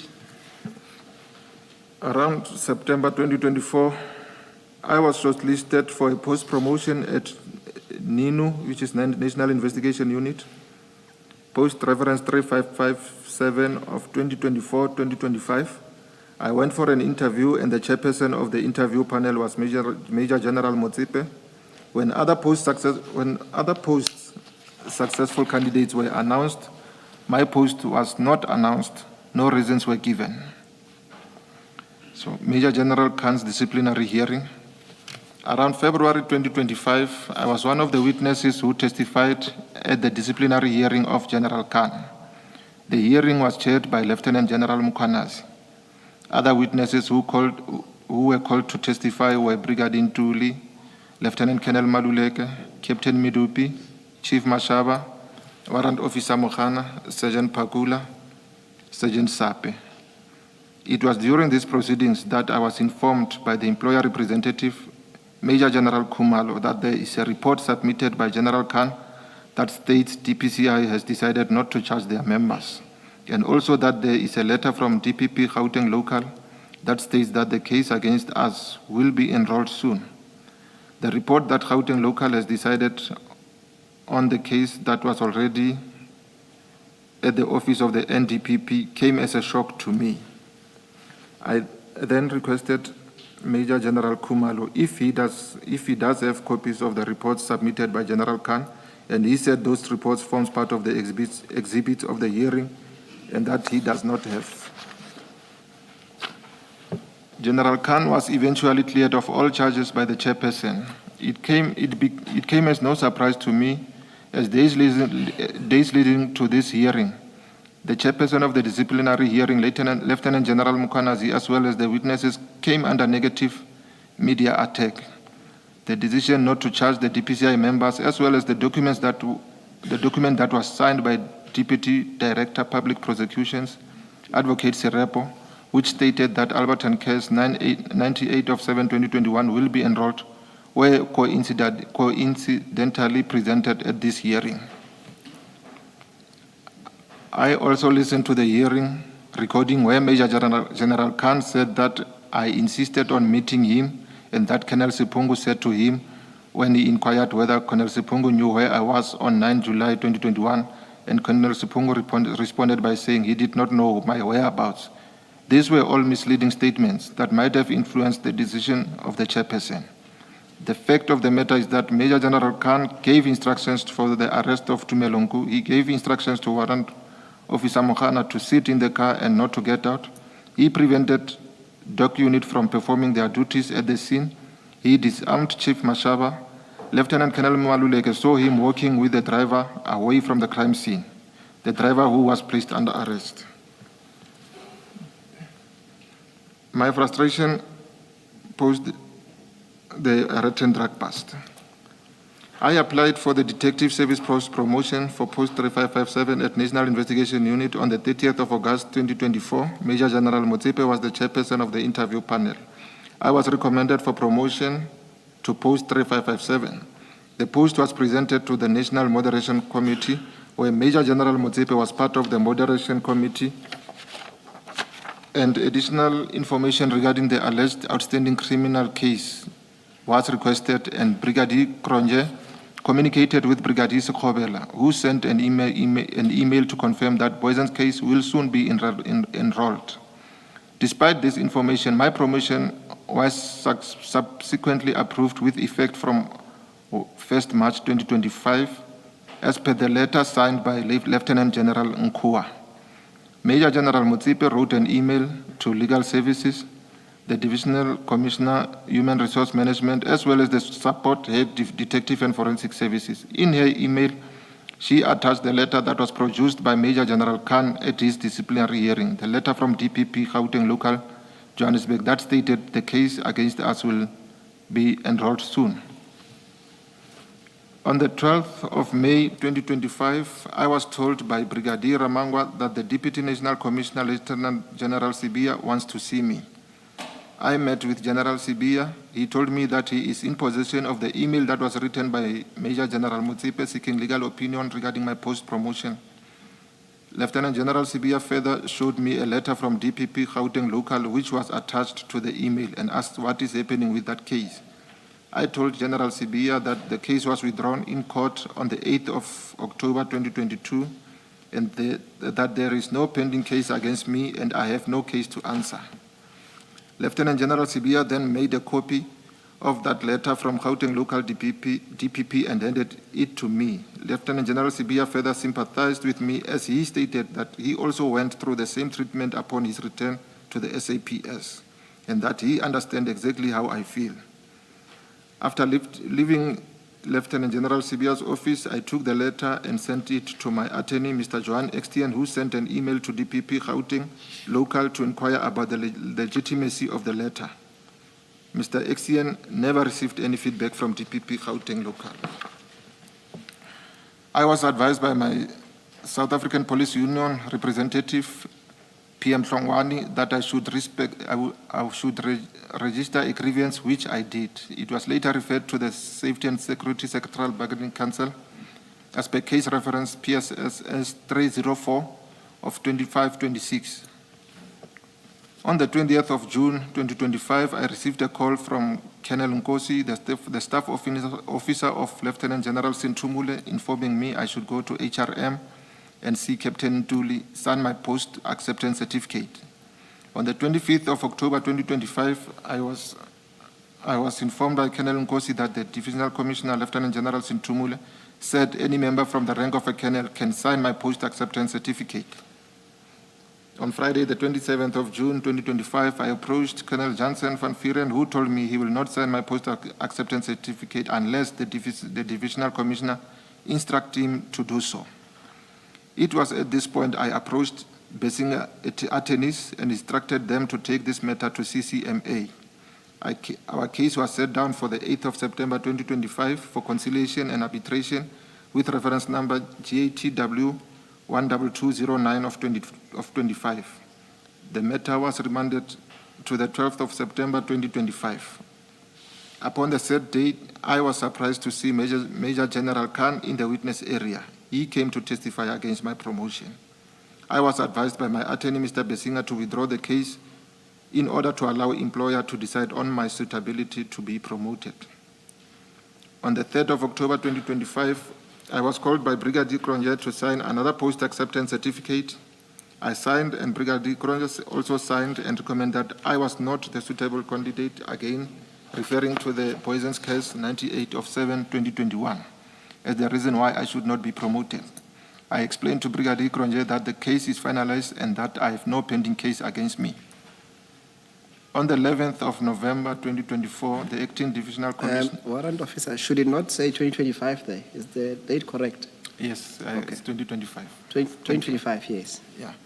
On the 11th of November 2025, the acting divisional commissioner, Major General Mohali, confirmed my post-promotion by signing the post-acceptance certificate. It has been more than 4 months. I am not yet promoted. No reasons, no explanation is given. I believe I am unfairly treated due to my arrest in Boysen's case 98 of 7/2021. I was unfairly dismissed from the SAPS for the same case. After winning my case at SSBC, when I first reported for duty, Lieutenant Colonel Chauke informed me that management has decided I should report to the organized crime unit under Major General Shibiri. When I asked who he refers to as management, he said the component heads, meaning Major General Motsipe and Major General Shibiri. I went and reported at organized crime unit, and I was told by Major General Shibiri that Major General Motsipe said to him that she does not want me to report back at her component. That is when he agreed that I can come work with him at organized crime unit. There was no consultation, and the decision went against the award, which stated I should be reinstated with the same terms and conditions as before my dismissal.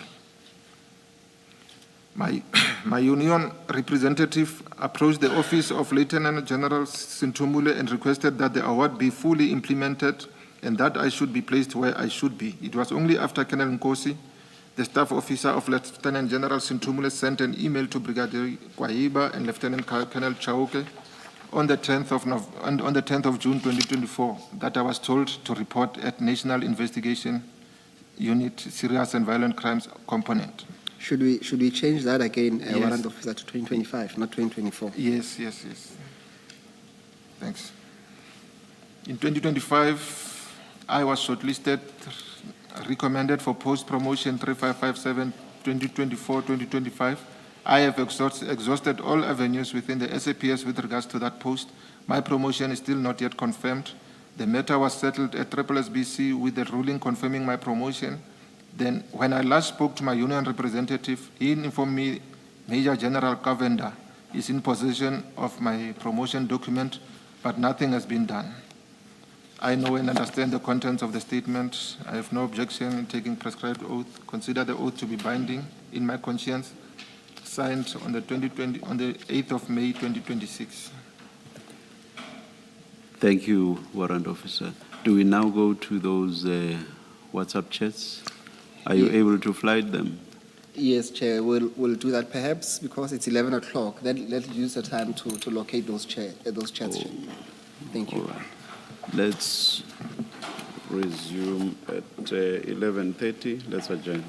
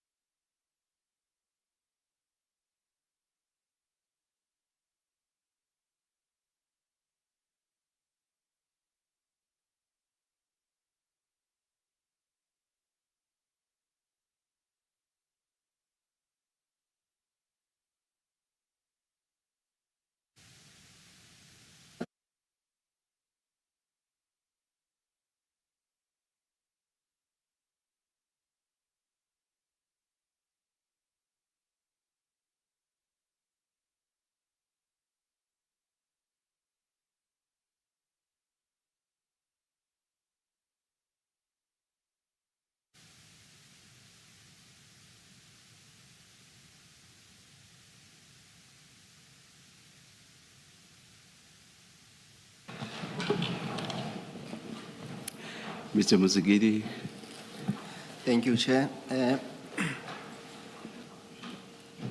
Warrant Officer, before we went for tea break, you will recall that if you go to page 16 of your statement, under from paragraph 56, the topic there is the meeting with Major General Khan.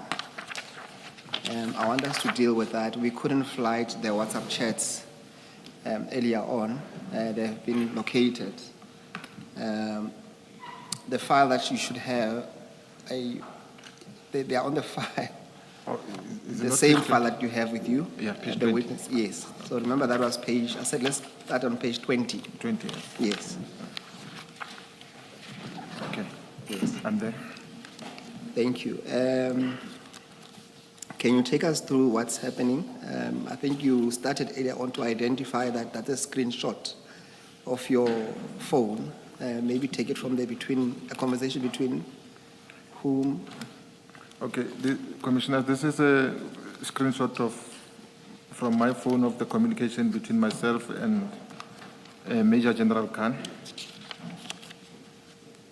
It starts, okay, I first started by making a call to him, and he didn't answer. So, but the call doesn't appear. So when he didn't answer, I sent him a message to say, "Good day, General, it's Pakula." and you did this, just for context or background, you did this because word had come to you that he wanted to meet you. Correct. Thank you. And then he said, "Good day, how are you?" Then I replied, "Not bad, thanks, General." And he said, "When can we meet?" And I said, "I can hear from you, I'm in Alberton." So he said, "Do you mind if I bring General Kadwa?" I said, "I won't be comfortable. I think let's first meet and we'll take it from there, General." Then he responded, "Okay, when is it convenient for you to meet?" I said, "I'm available, we'll hear from you." Then he said, let me call you later.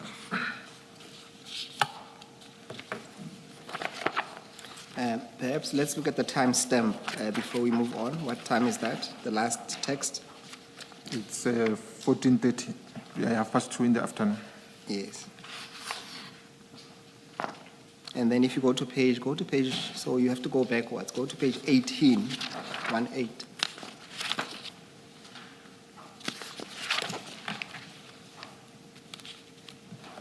Okay. Remember you said the text started on the 15th. Now there's a text on the 16th of September 2021. You'll see your last message at 14:31 where you say, "Okay, General," is that where we should then continue from? Yes. And then on the 16th, I received a call from General Khan, and he requested me to send him my PIN location. And that's when I sent him this PIN location, and he said 15 minutes away. Then I said, "Okay, General." And then there was a message deleted there, and then underneath I wrote, "Hi, General, with all due respect, there's something I was thinking regarding your statement." Before we get there, I think that's a different conversation, because if you look at the timestamp, he says to you at 12:48, he is 15 minutes away. Yes. And then you say, "Okay, Jen," at 12:48. And then what follows, it's at 16:49. So there is a gap there. So can we deal with that before we deal with what happens a few hours later in terms of your meeting with him then? Yes, we met. Yes. Okay, Yes, take it from there. after this, we met at Kibla Park at the garage. So that's when we met, and as I... And what you then describe in your statement happened? That's correct, You Commissioner. entered his car, passenger side. That's correct, Commissioner. Yes. Yes. Yes. Perhaps I should ask you first, prior to this case of Ayrton and this engagement, Yes. have you had any exchange or meetings with General Khan? Yes, prior to this, there's a case that we we did, and he was close to the, he knew the complainant, and I was investigating a case of, it was theft of diamonds or something like that. So that's when I first met him there. Yes, I suppose the question to be more pointed, have you then exchange, have you ever exchanged private conversations as this one? No, we And didn't. have you arranged private meetings with him No, prior to this one? no. Okay. And then, as the chair correctly said, that you went to the car, you sat in his car, and what I need to find out from you is that one of the issues that he raised is when it comes to the drugs. You said to him, as far as you know, they belong to him, or at least as far as you are aware. What informed that conversation for you to say that to him? Yeah, after our arrest, people were saying that those drugs belonged to him, General Khan. So when I related it to him, it was out of what I've heard from what people were telling me. And who are the people? Commissioner, the general people of the public. Police officers, other police officers? Yes, I can say so. All Yes. right. The question is, were you saying in jest, were you serious, or it was just a joke? No, it was serious. It was quite serious when you said that. Yes. But he laughed, obviously, he laughed it off, yes. And that ended there. Pardon? That conversation ended there, at him laughing it off. No, obviously, he said he was not interested in me. He wanted, they actually wanted Colonel Sipungu. And I responded by saying, but Colonel Sipungu, he was not even aware of this. I'm the one who phoned him to inform him about this, the drug bust. So there's no way that he can be involved, because it was as if Colonel Sipungu might have been the one who arranged everything. Then I was distancing Colonel Sipungu from that. I mean, before we continue on Sipungu, I mean, what I was asking is that you are sitting with a high-ranking police official in your car, and it's just the two of you, and you literally accuse him, or at least say to him, the drugs belong to him. Yeah. I'm just trying to understand that atmosphere, or is it called the bravery, to confront him with that information. To be honest, commissioners, I was still upset with the way I was treated on the scene, and maybe that explains the bravery that you're saying, because I was still, I felt I was arrested for something that I didn't know. So maybe that explains the bravery. And when he said to you, it is not you that he is after, I think he used the word, it is not me that they wanted. Yeah. What did you understand by they, and also what they meant, like they wanted Colonel Sipungu? I think it was the DPCI. I believe it was him and the DPCI, because initially he requested to come to a meeting with General Kadwa. And I said, I won't be comfortable with that. And I still don't understand, I still don't know the reason why he wanted to invite General Kadwa to that meeting. So that's why I believe perhaps it was DPCI also when he said they. Because he didn't say I'm interested, he said we are looking for Colonel Sipungu. And then what did you understand by wanting him, wanting Colonel Sipungu? Because I think you quickly said, no, it wasn't him, it was me. What did you mean by, what did you understand when he said they wanted him instead? No, I understood that they, like, Commissioners, if I can put it like this, I first received a visit from these members from DPCI in prison. So I only found out at Major General Khan's hearing that he might have been the one who sent them to me in prison with the disguise that I want to give them information. So when he said they want General Supungu, to me it appeared as if people who are looking for a scapegoat for what they did, or they arrested us, but now they don't have anything, so they are trying to get evidence to place on us. Because I still believe he was recording me on that day. I believe he was recording me. Is that why you were then direct Yes, yes, on those at least accusations? yes. And then two other issues arises from that conversation. He promised to give you a statement to use in your upcoming disciplinary hearing. What is that all about? Right. So he said to me he could see that I was doing an honest job at the scene. So I requested him that, okay, if you saw that I was doing an honest job at the scene, can you please deposit a statement so that I can submit at my disciplinary hearing? Because I was now charged with the same matter where you are saying you could see that I was doing an honest job. So basically I was looking for his statement so that I can submit to my, as my witness. Warrant at my Officer, hearing. Yes, can I- if you look at that text on the 16th at 1649, it suggests that he did give you a statement, you looked at it, and you were not happy with the statement. Is that a fair reading of that text? Because you say here, Hi General, with all due respect, there's something I was thinking regarding your statement. As if he has already given you a statement, you looked at it, but you were not happy with the content. No, it wasn't. He never gave. I think I wanted him perhaps to advise him how to put that statement. I believe maybe I wanted to, but he didn't respond. Then it ended there. Yeah, but it doesn't gel with what follows because it looks like your hearing was the following day. So when you say at 1649, there's something I was thinking regarding your statement, it looks like the statement was going to be presented the following day. You already had it, but you had misgivings about that statement. No.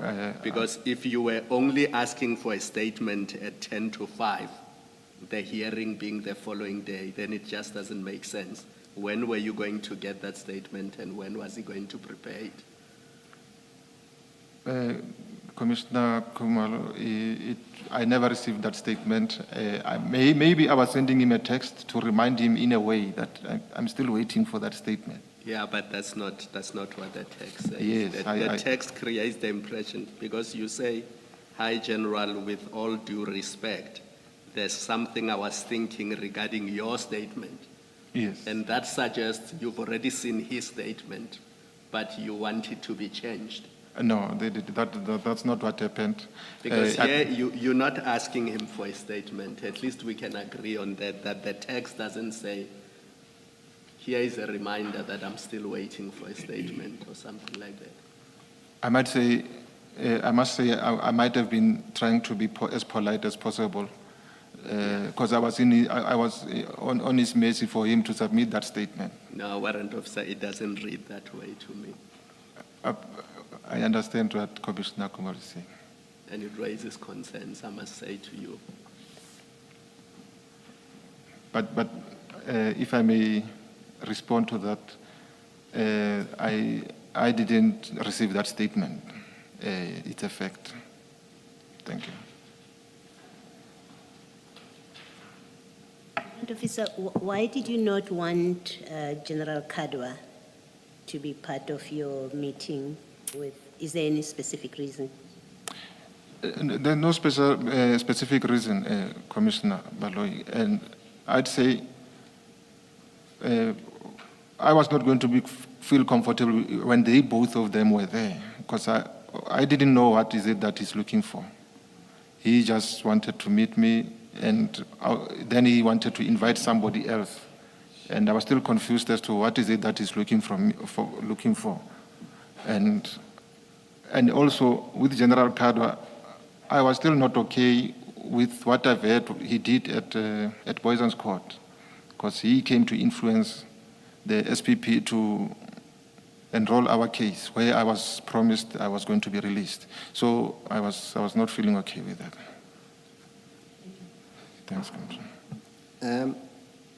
Warrant officer, then on that text, so that exchange is on the 16th of September. Yes. Then the very next day, on the 17th,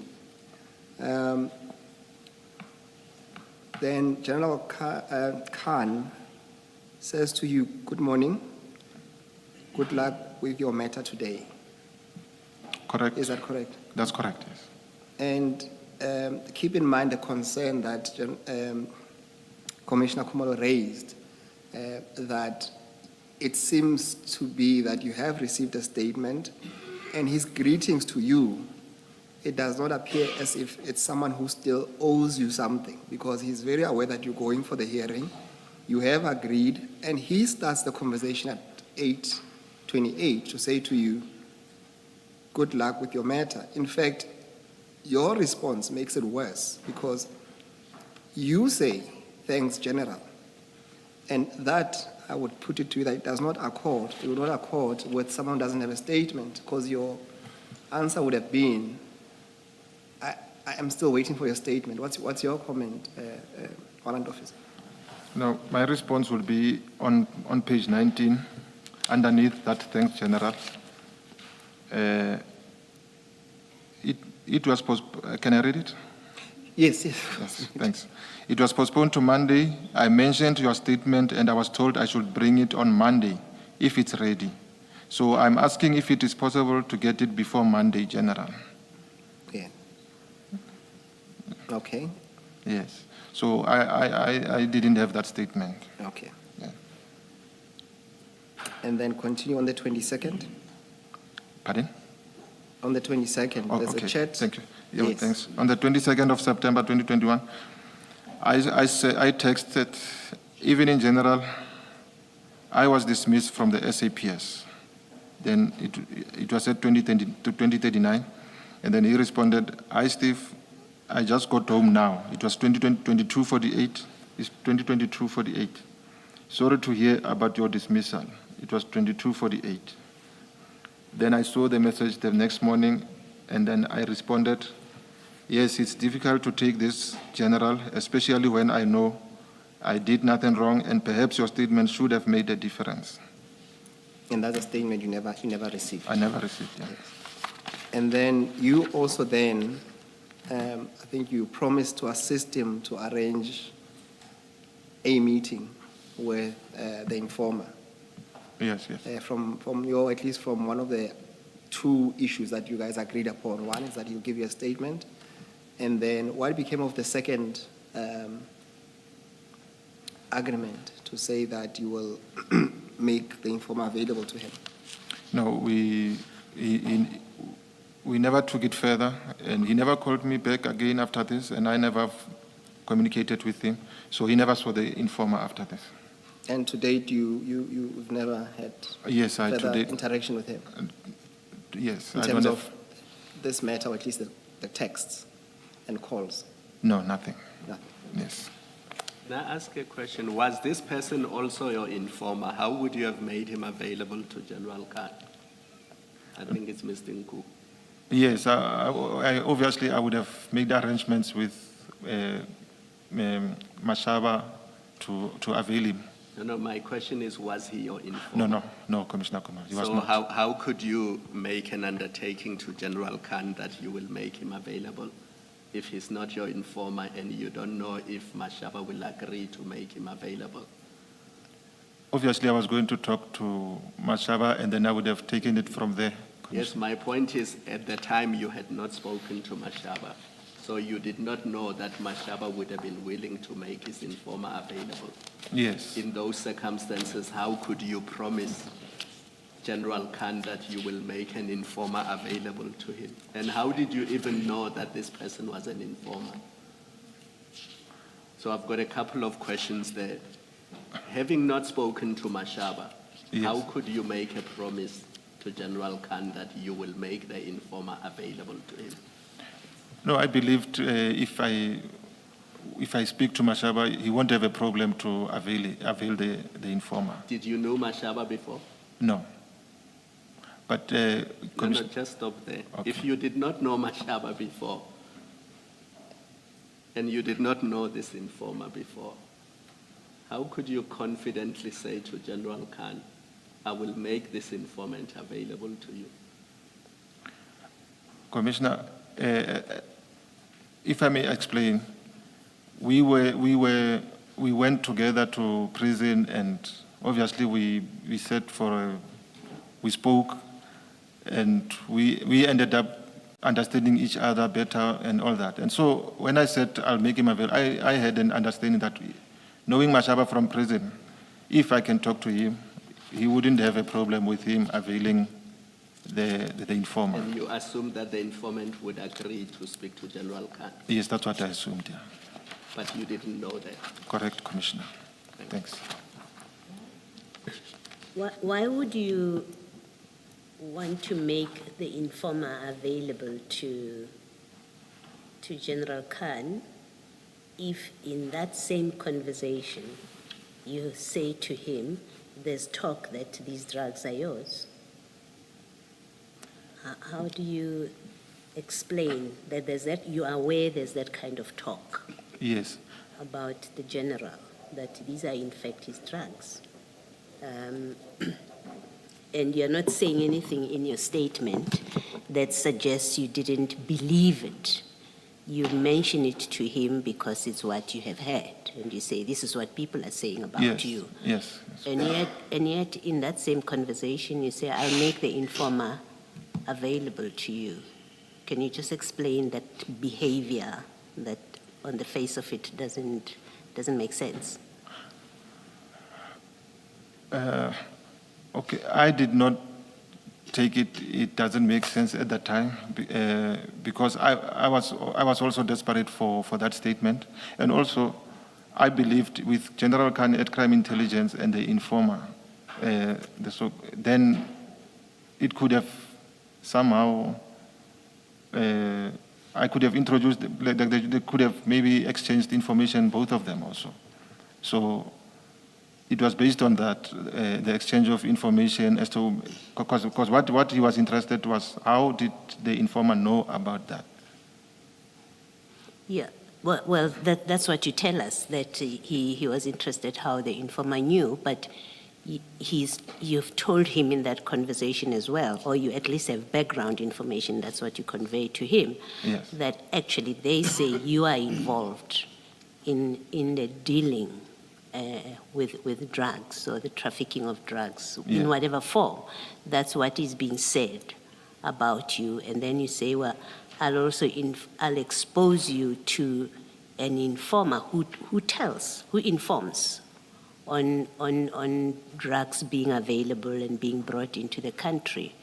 At the very least, it seems to me that you, in fact, would have been putting the informer's life at risk if you expose him to somebody that you have had they deal in drugs.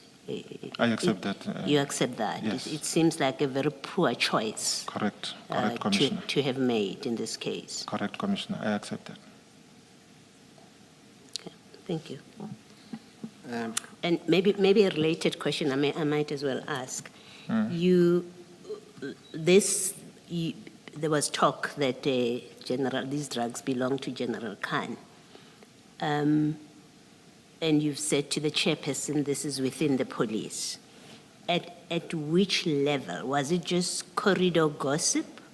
Was it among the juniors? Was it something that you say, well, even, I've heard that some of our senior people were aware of that or were part of that kind of talk.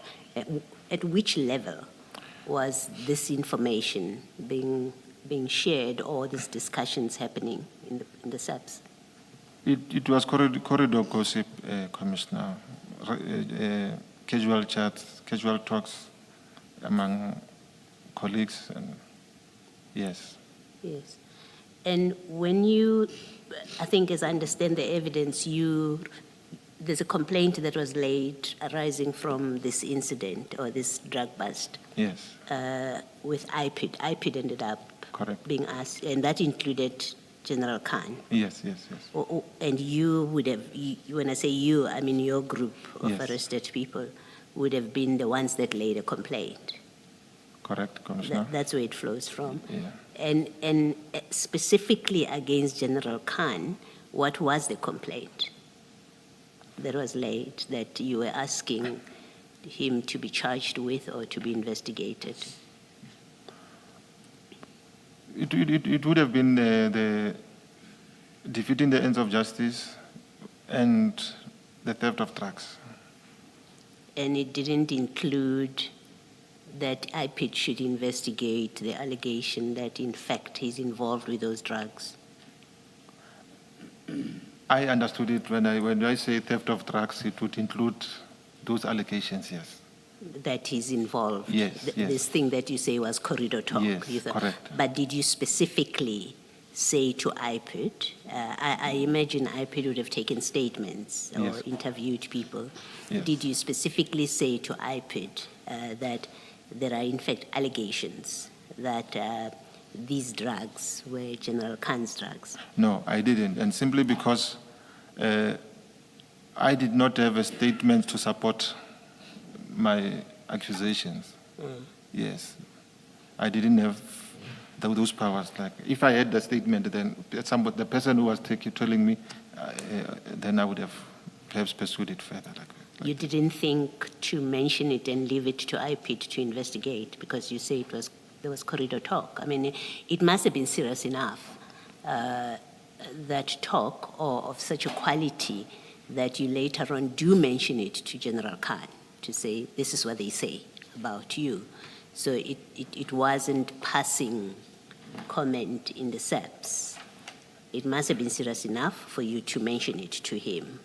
And did you not consider that you should mention it to IPID and leave it to IPID to do the investigation? I mean, you obviously have not investigated it, so accept that. Did you not consider that in the light of because it's quite a serious allegation. Correct. To be made about someone so senior, it shows the seriousness of it and how you seriously took it, that you mention it to him. And so if you get to a point where you lay a complaint with IPID against him to do with drugs, that I would have thought you would say, he did all of this because you were complaining. This is their drugs. Yes, They're yes, defeating the ends of justice. Right? Yes. I would have thought that statement would have and should have included you saying that, in fact, the talk is that these were his drugs. And perhaps that's what explains his behavior on the day. I don't understand that you didn't think that was important to mention. Yeah, I accept that, but as I mentioned, I thought if the person who was telling me that is not willing or he won't be submitting a statement, it won't be material. Okay. Thank you. Thanks.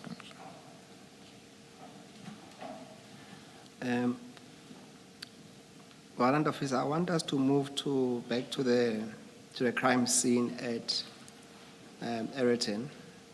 In your statement, it's page 8. I want you to look at paragraph 23 of that statement because that's what I want to test with you. Paragraph 23. Now, at paragraph 23, are you there?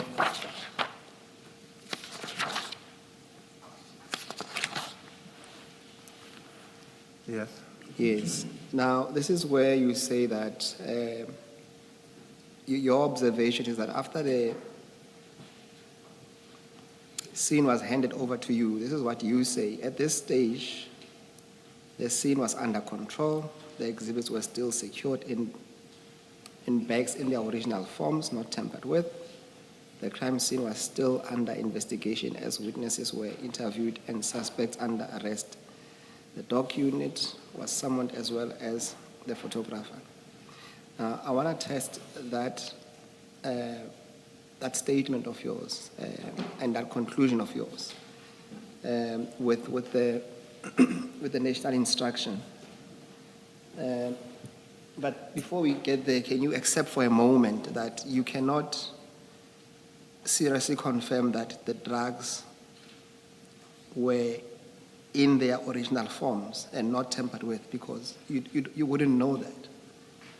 You accept that? That is Yes, not, sir. it's not Yes. correct to say that they were Yes, not I tampered. accept it. I Yes. accept. There's a file, it should say stain file. It's file 2.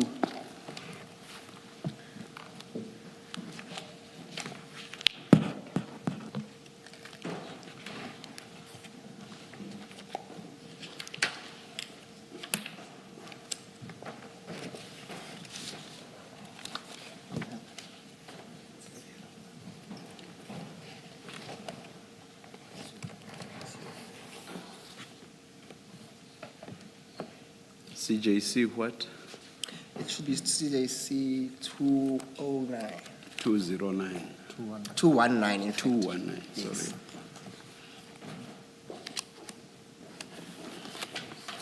Starting at page 130. Yes, but I would like the chair to start at page 150 of that same document. 150. 150.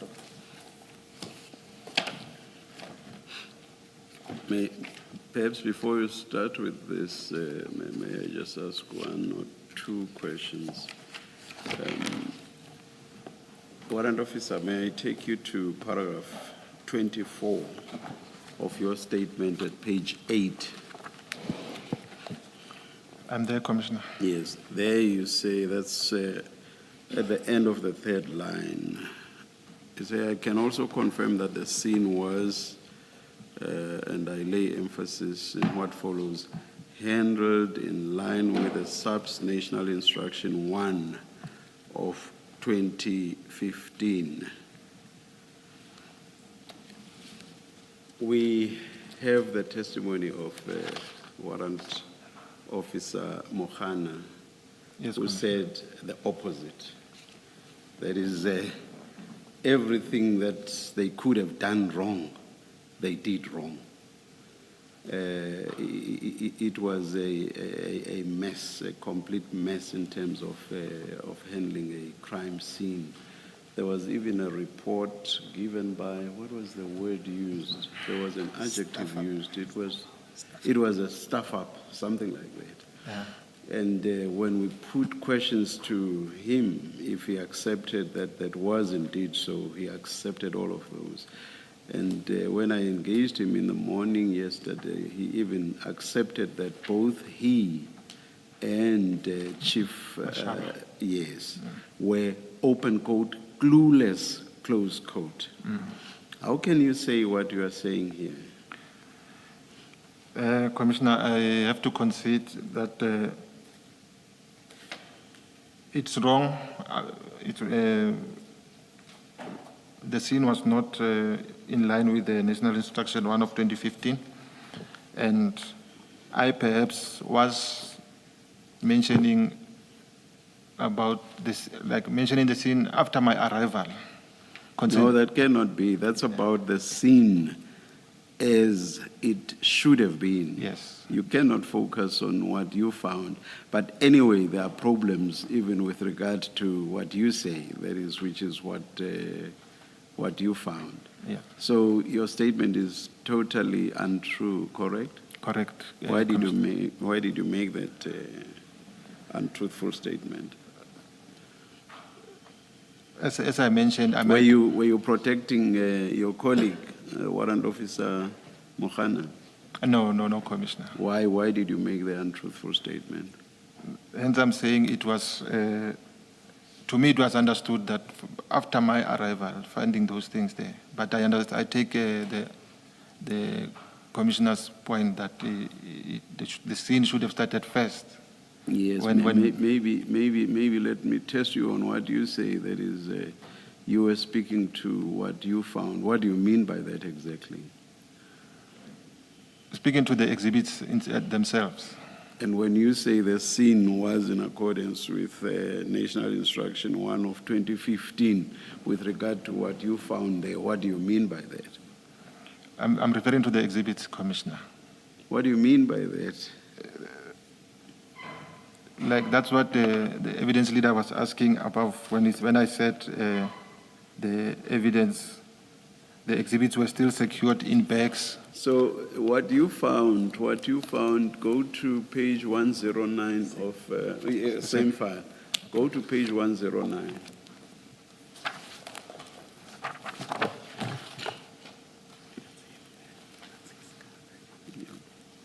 Page 109. 109, yes. It's Do you says see another the thing. black bucket? That's the file written. It's the very same file you have. Page 109.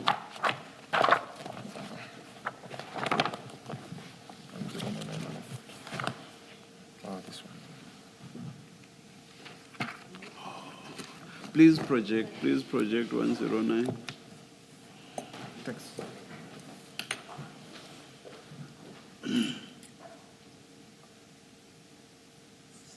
Is it not in the same file? Because otherwise we're going to have a problem when we get to 150. No, it's in the stains file. No, I understand. I had taken you to your statement, warrant Yes, officer, yes, so yes, I yes. understand. But at 109, there seems to be problems with flighting that exhibit.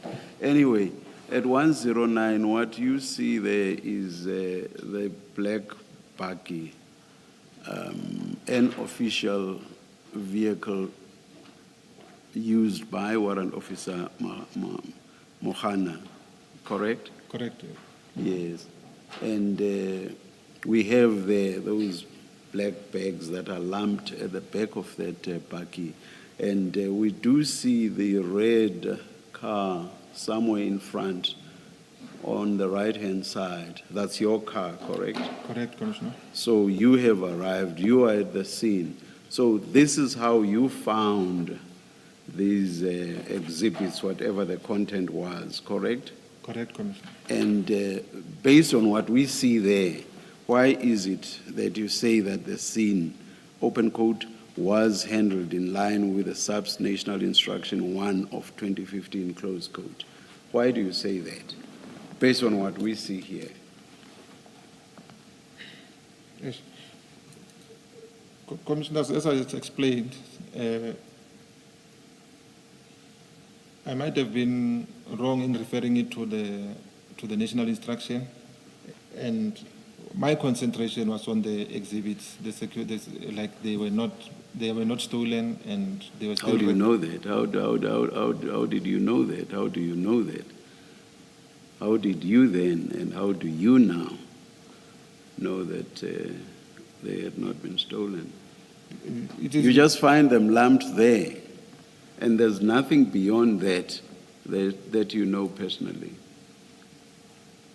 No, except for the statements of people of Scania as well as. Do you not agree that it's fair when I say to you, you were trying to protect your colleague, Warrant Officer Mohana, by saying everything was in order insofar as how crime scenes should be handled?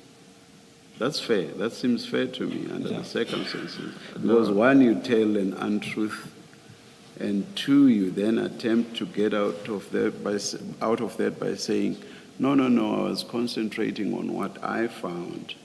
But even that doesn't make sense. So what seems to make sense to me is that you were trying to protect your colleague. No, I wouldn't do that, Commissioner. What were you doing then? Telling a lie. What were you doing? I do not have any explanation, but not that I was covering for him. Yes. You just told a lie for the sake of it. Ubuama kafel. No, not really, Commissioner. All right, I'll leave it at that. And Thank you. can you just, on the topic of covering up for your colleague, why did you say to your superior that Officer Makhanu is somebody from Crime Intelligence when we know that he's from Crime Information Analysis Center? Because your superior has deposed to two affidavits where he says when you called him, you said to him, crime intelligence requires assistance from you to go to Ireton and help with a drug bust. So why would you mislead your superior? I mean, you must have known that Mokhane is not from crime intelligence. No, honestly, I did not know. And what I understand even now, sitting here, is that SIMEC is another leg of crime intelligence. I might be wrong. So he always introduced himself, and like I said in my statement, most of the informers in that area, I got assistance from him when we were working. So that goes together with crime intelligence. No, but So, you know he works at a police station. Is it Zonkizis or what? correct, yes. But how can that be crime intelligence? Even I know that somebody who works at Zonkizis police station is not crime intelligence. You, an experienced and seasoned police officer who has worked with this person in the past, who was previously stationed in Albertine, why would you not know that? And I'm raising this because you've created an impression in this commission that you had permission from your superior. He knew that you were supposed to be there. That's why you were there. But the truth is you misled your superior, because what you told your superior is that crime intelligence has requested your assistance. And on the basis of what you told him, he said, yes, go ahead.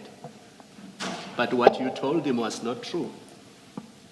No, Commissioner Khumalo.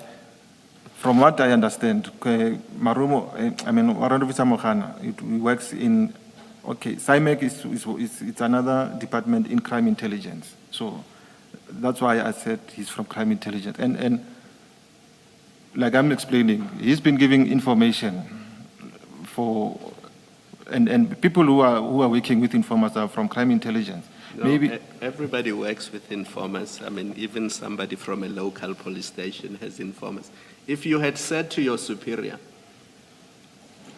a police officer from Zonkizizo police station is chasing drugs from Ekurhuleni to Johannesburg, and it's just him and a traffic official, the two of them only have called me to join them, I doubt that your superior would have said, yes, go and join them. Because you are at a level of a warrant officer.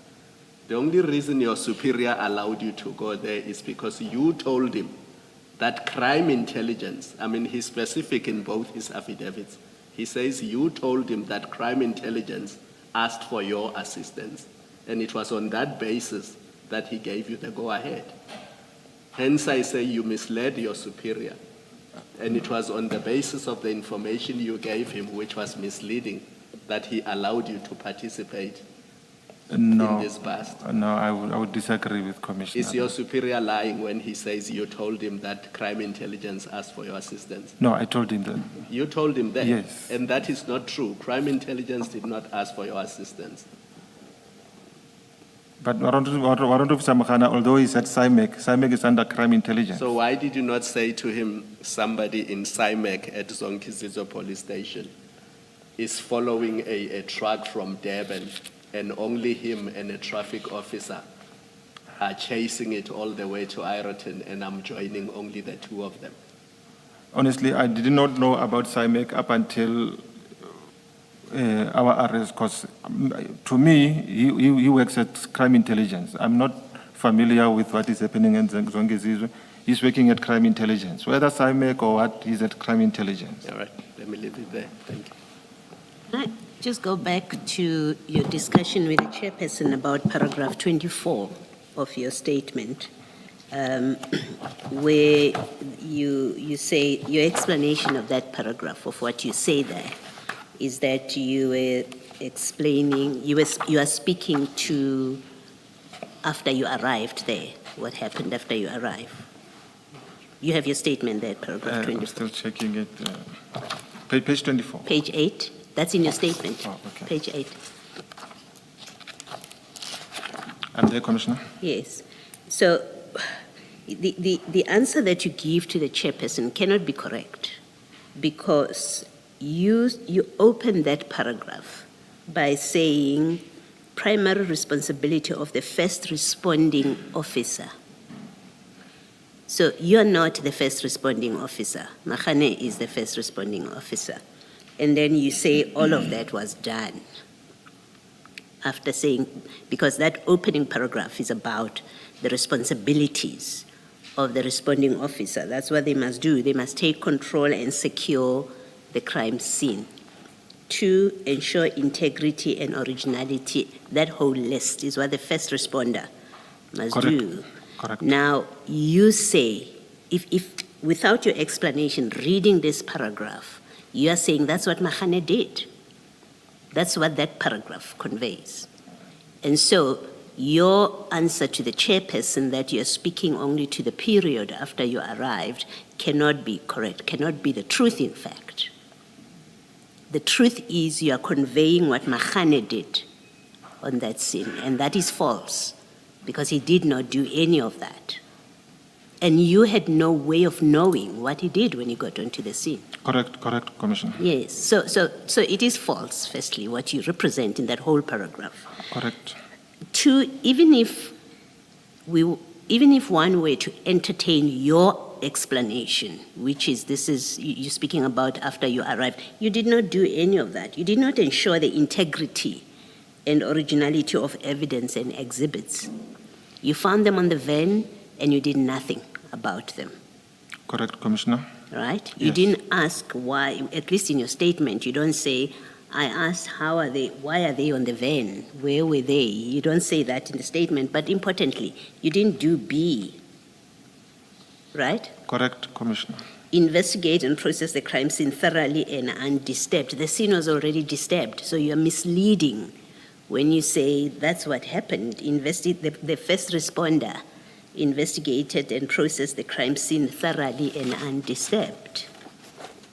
And the rest of it, record facts and events properly. You did not do any of that. You tell us you took a statement from Jolene. You asked questions and started taking a statement. You're not even sure whether you completed that statement. You do say that. Correct, Commissioner. Yes. So none of that which is listed in paragraph 24A to G did you do personally. Correct. So you're not. So your answer. That's another reason why your explanation that 24 is about accounting for what happened or what you did once you got there, it's not correct.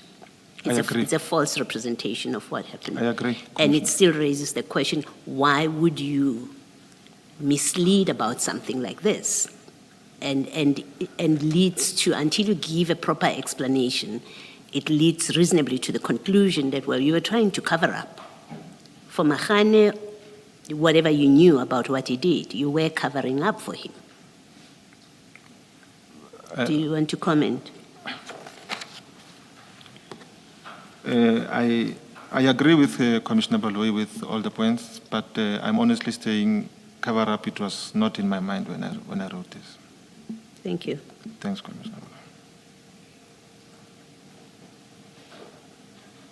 Maybe now that we are dealing with that first responder, Warrant Officer Mahane, you say in your statement that Warrant Officer Mahane handed over the scene to you. That's another misrepresentation. It did not happen at all. And the question again is, why would you say that when it did not happen? And it did not happen because Warrant Officer Mahane told us what happened. He said Mashaba was in charge of the scene.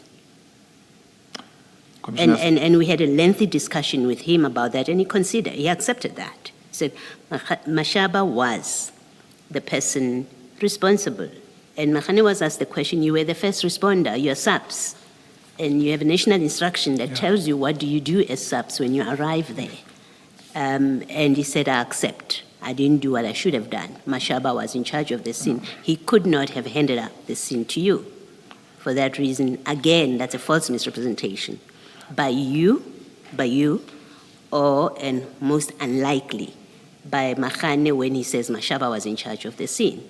So one of you is not telling the truth. But we have the version of the first responder who says Mashaba was in charge of the scene. So it is false that he handed over the scene to you because he couldn't hand it over to you if he wasn't in charge of it.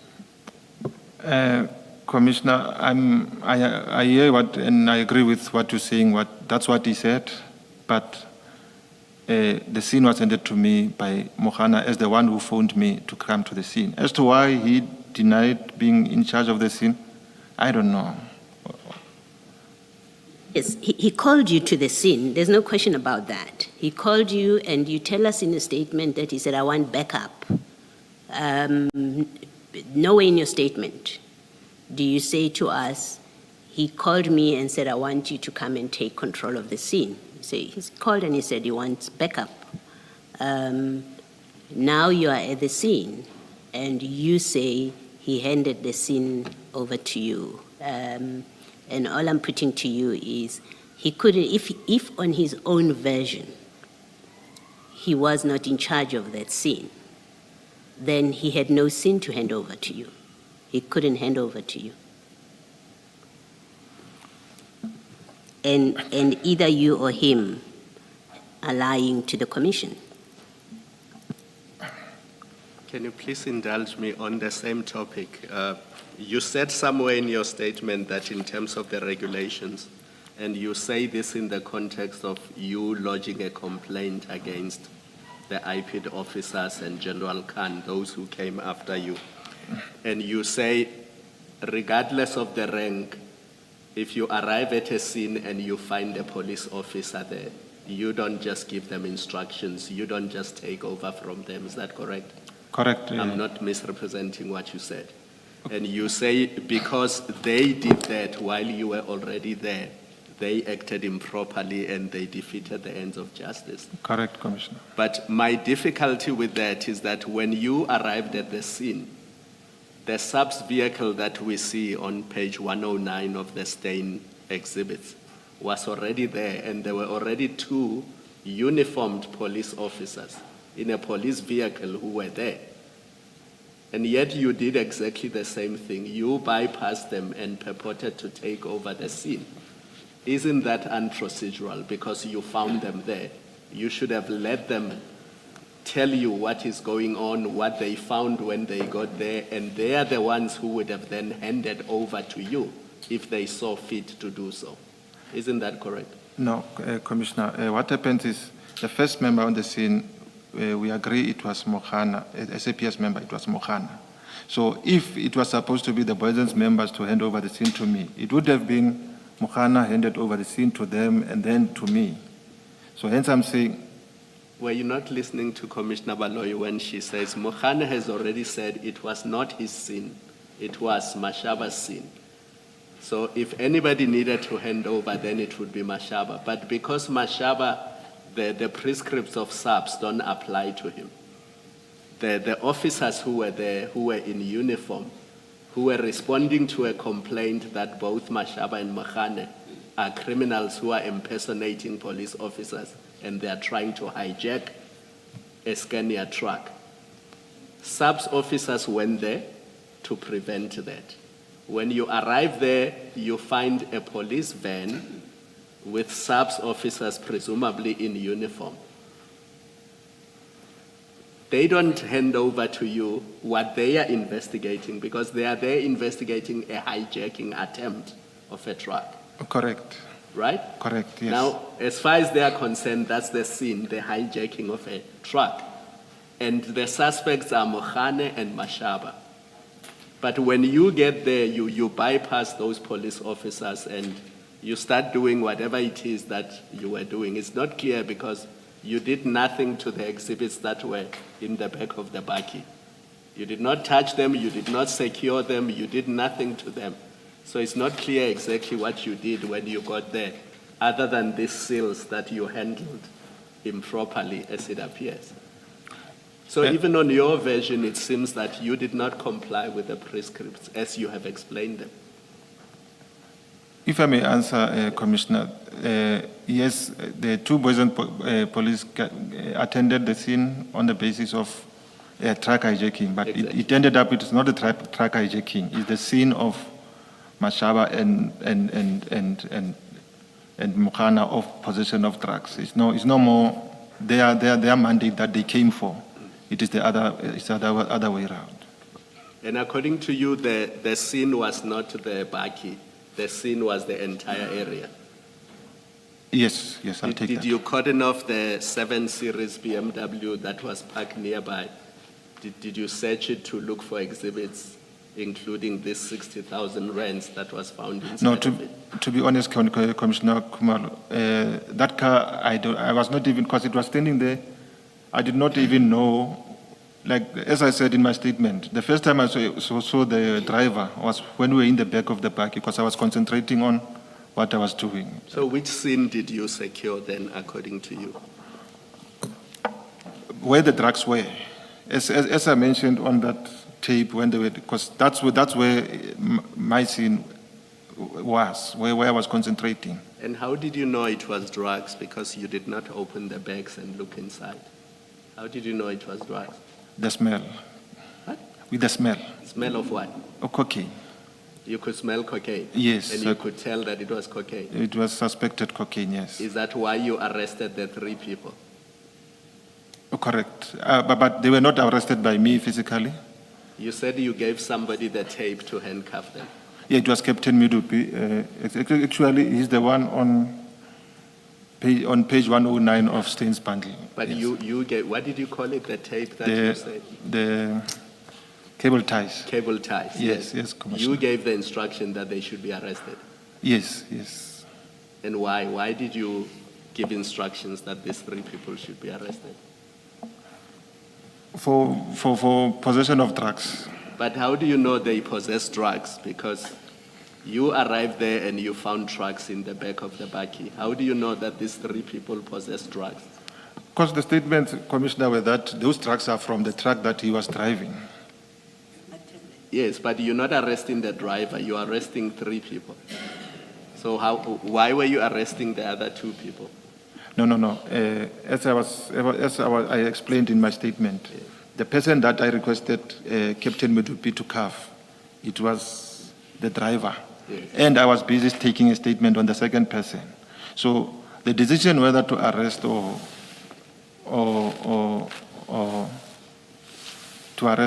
release was going to be finalized when Lieutenant Colonel Maluleke arrives. So you arrested the driver on the basis that you could smell the cocaine, and because you were told that he was driving the truck, you concluded that he was in possession of the drugs.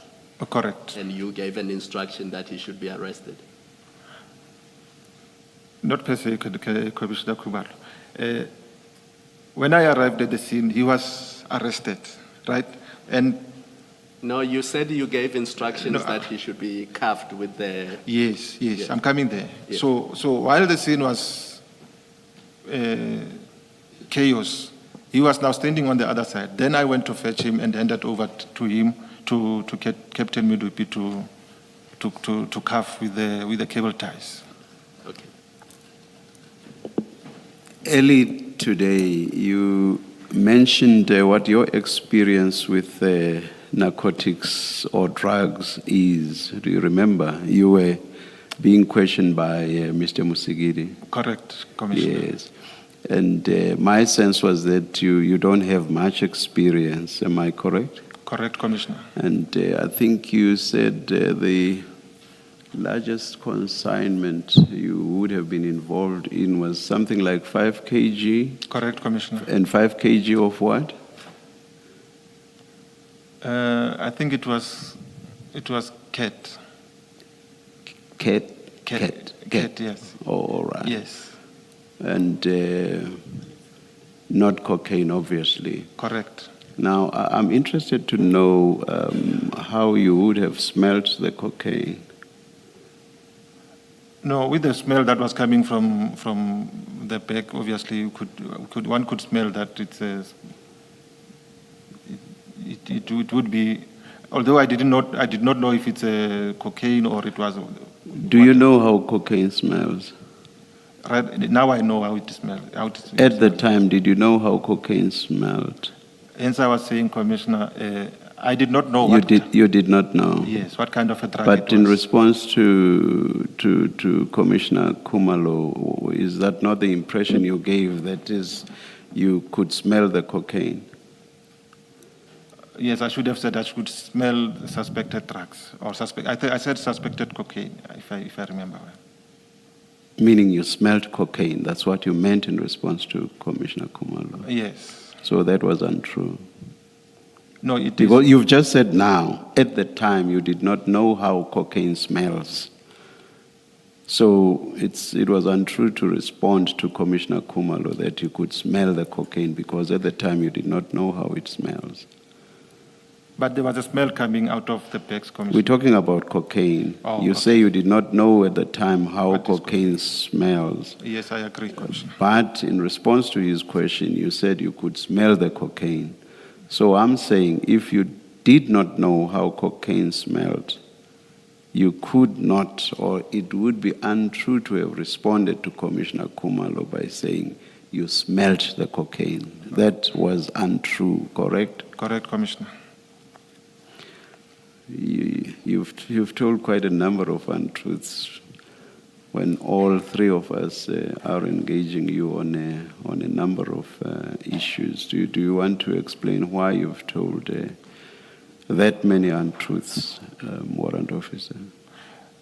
It is not per se that it is untruth, Commissioner. Maybe it is how I explain or express, because I wanted to say I could smell it was drug, but not cocaine. But I understand I already considered it was cocaine, and that statement was false.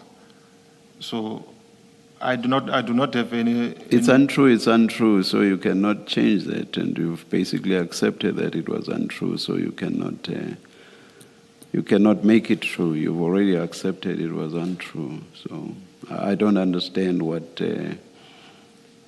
purpose the explanation serves.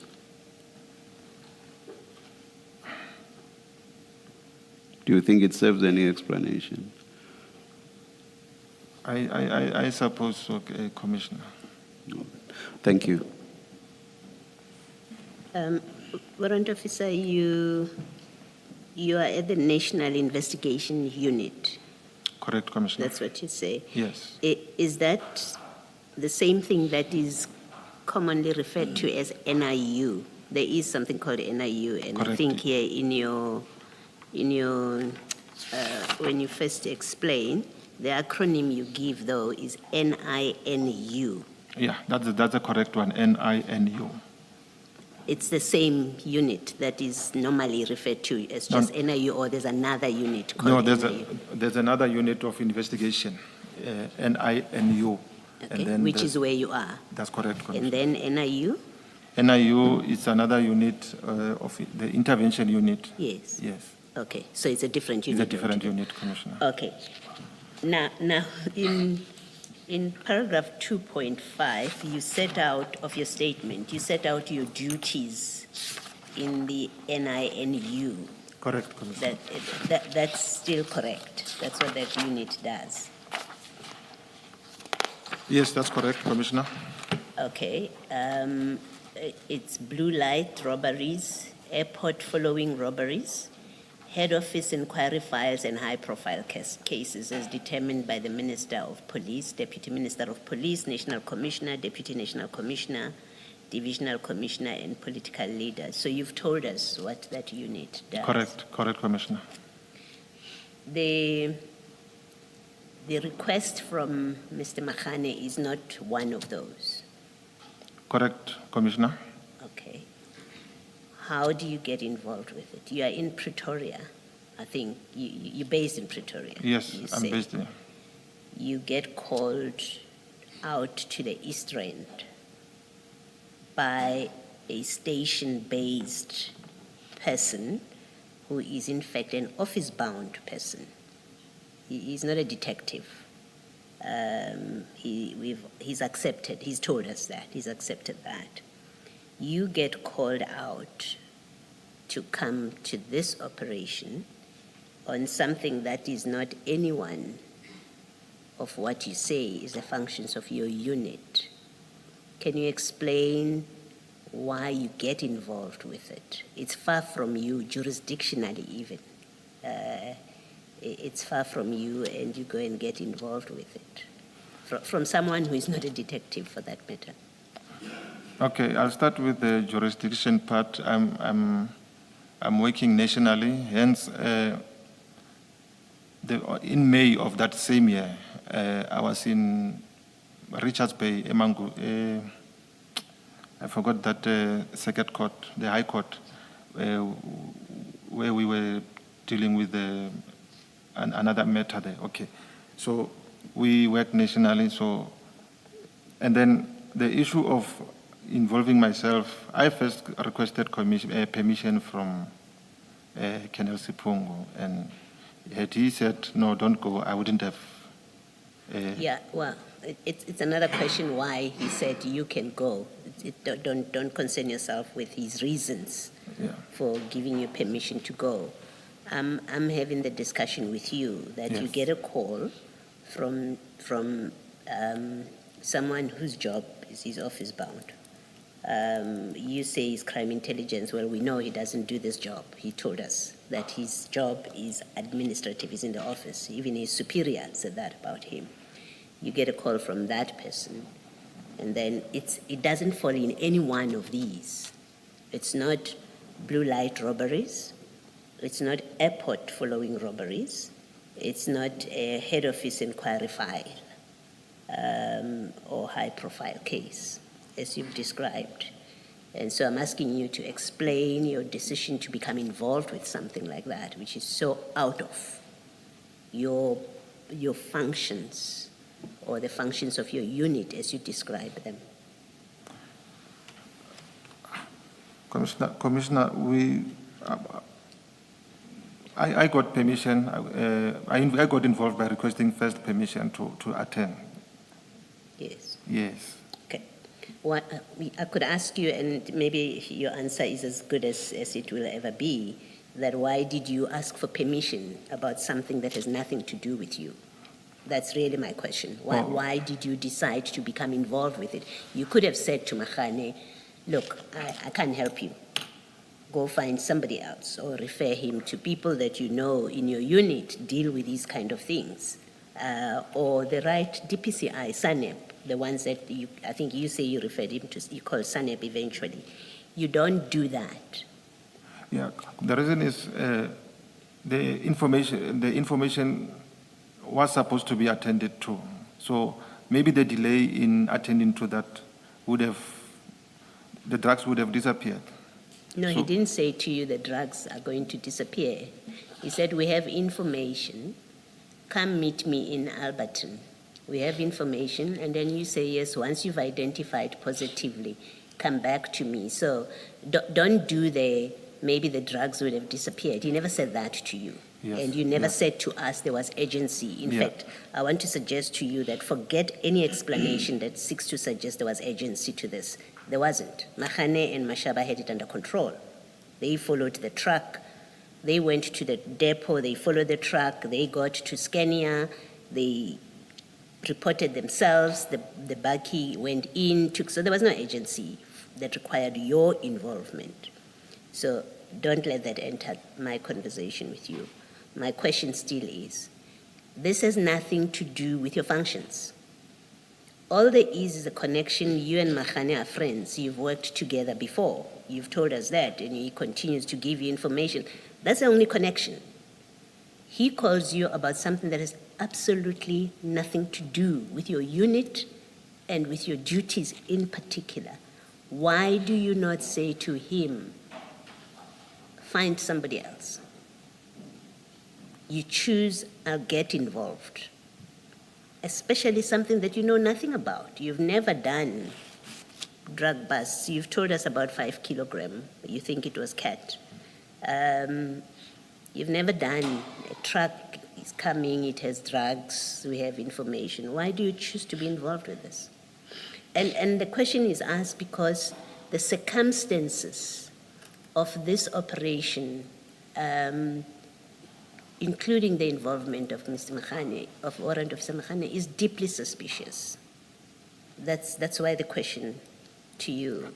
No. Yes. I understand. And Commissioner, I honestly assisted because I was available and there was there was no, and I seek permission and it was granted. That's the only reason why I could say I attended. Okay. And you tell us in your statement that Warrant Officer Makhane asked for backup. You say that at paragraph 6 of your statement. Yes, He says yes. that he needed backup. What does that mean when you get a call to say, I need backup? Backup would include the role players of whatever the crime that you are busy investigating. So you're not saying that in your statement. You're not saying he told you, get me the role players. He calls you, he says, I want backup. Yes. So you understood that he needs you to Role come players, and yes. to come and assist him at the scene. Because if he had said to you, I want you to find me role players, you would have said it in your statement. Yes, by virtue of telling me to back up, then I know that kind of crime will need a photographer, will need a doc unit, and so on. That's why I started by calling them to the scene.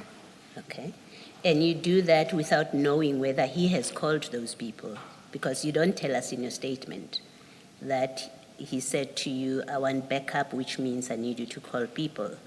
You're not the only one, remember, that he calls for Yes. backup, and not Yes. everybody did what you did. Yes.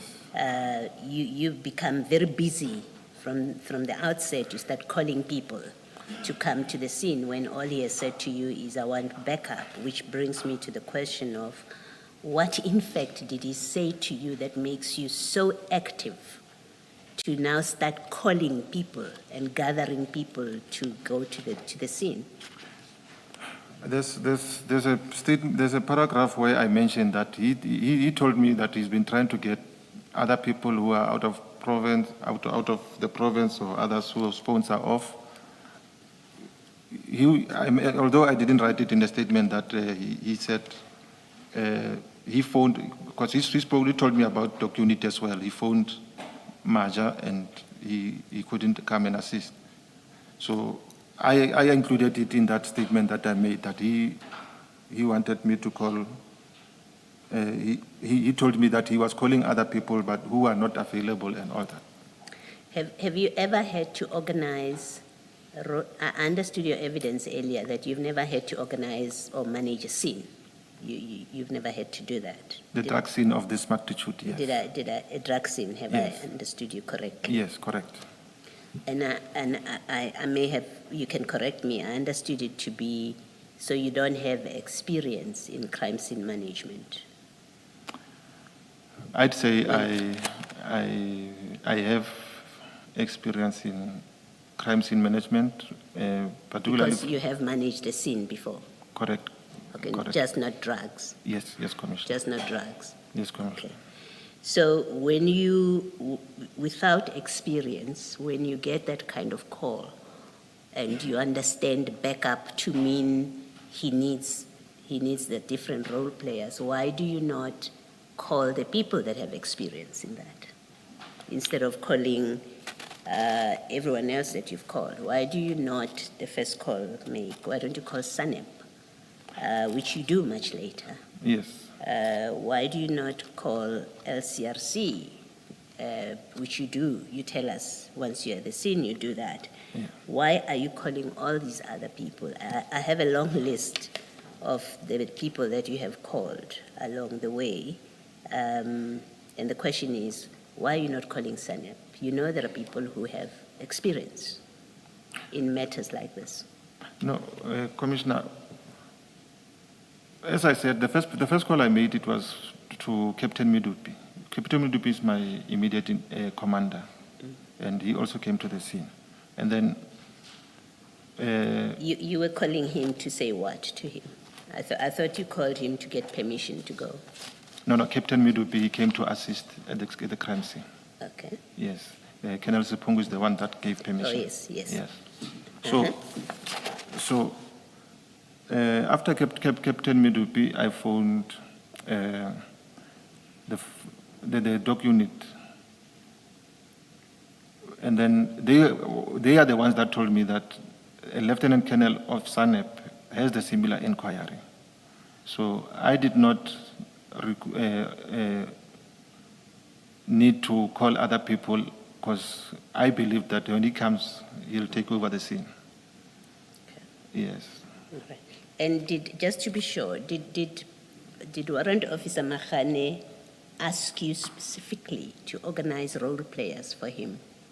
Did he tell you, I haven't done this, I need you to call the forensic laboratory, for example, because you called the forensic laboratory? Yes, that's another one. Because initially when I phoned when I phoned the forensic lab, I was of the opinion that they still come to the crime scene and package everything. So that's when I was told they no more do that.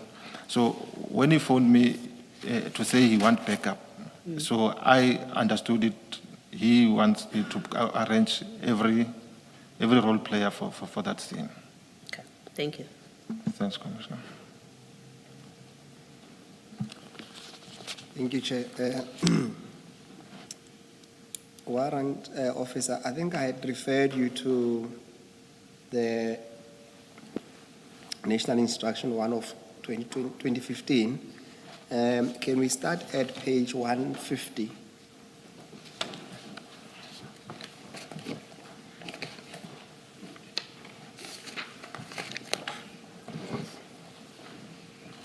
So that's the bundle? CJ's, the stain bundle, CJC 219.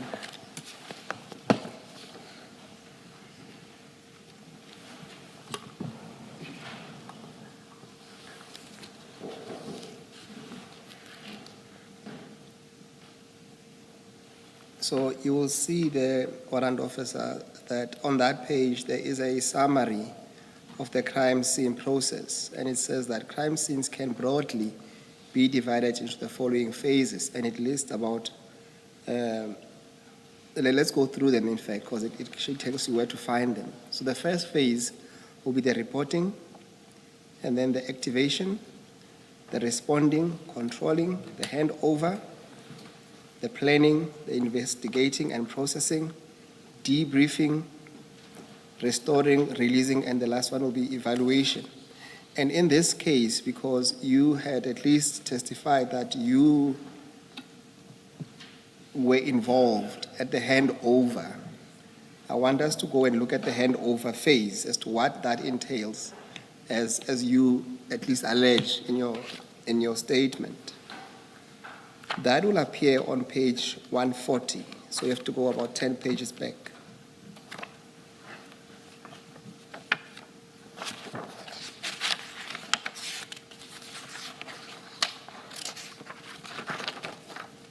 And you will see there at 12,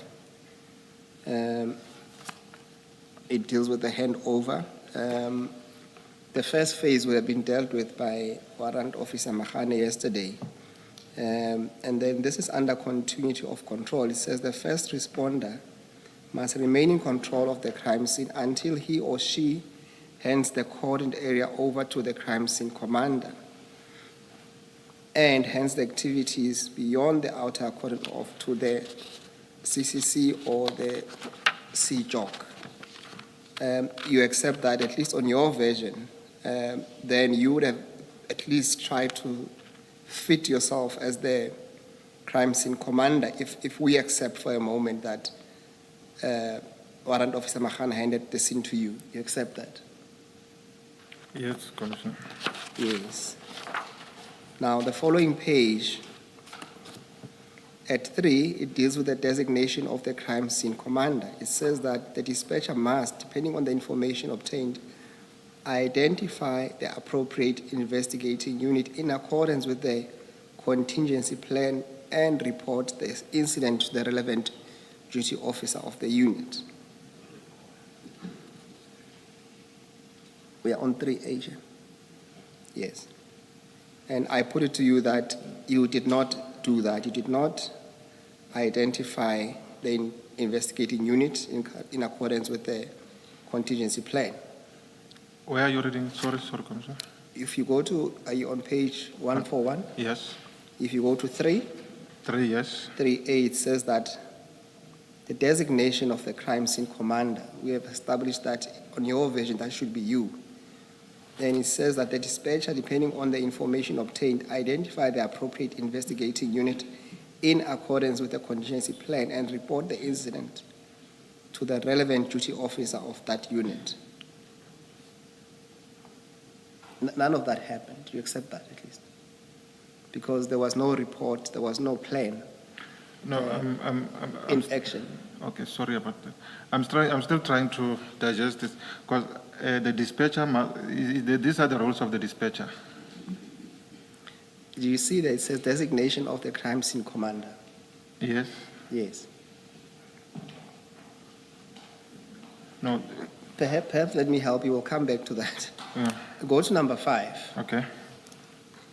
And it talks about the responsibility of the crime scene commander following the first handover. Once the first handover has taken place, the crime scene commander must take control of the scene and ensure the signing of the first responder report, annexure D2. And we accept in your case there was no report given to you by Mahani. No, there was no report. Yes. And then say obtain a comprehensive C-trap from the first responder. Did you receive any of that? Comprehensive, like in what? No, I didn't receive anything of that. Yes. And then I would take you, if you go to the following page, on 13, it deals with the planning phase. And this is the important one. It says that the planning activity is the key to successful crime scene processing. This includes, inter alia, a walk through the crime scene by the crime scene commander and meetings with the role players such as the crime scene examiner, forensic pathology official, other experts, and emergency personnel. And it says at 13.2a, the crime scene commander must evaluate the situation and, if appropriate, do the first walk through the scene, the crime scene, taking into consideration that the route used might need to be processed prior to the walkthrough. Appropriate PPE must be worn. And you accept that none of that happened. You did not walk to assess the situation. You did not, at the very least, have meetings with other people except the 3 that you mentioned, or the 2 that you mentioned, and you did not wear any PPEs. You accept that? Yeah, but I made a walkthrough when I first went to introduce myself to Mokana and Mashaba, and then went to the Boysen's police officers, and I also approached the witness who I was busy with, and I considered that within 30 minutes of my arrival, the scene was now starting to be chaos, uncontrollable. In your statement, you say nothing about doing the walk through the scene. It's quite clear you say that you met Warrant Officer Mahane and he introduced you to Mashaba and briefed you on what happened, and then what you did was to then instruct them, together with the assistance of the boys and police, to cordon off the area, and you started conducting the interviews, and later on you told Captain Midubi to arrest, or at least to effect the arrest of the driver. Nothing of sort to say you, and it says you must first walk through. You did not do that. You accept that? I accept that. And even if you walk through, you never wore the PPEs. Yes, I did not wear the PPE. Yes.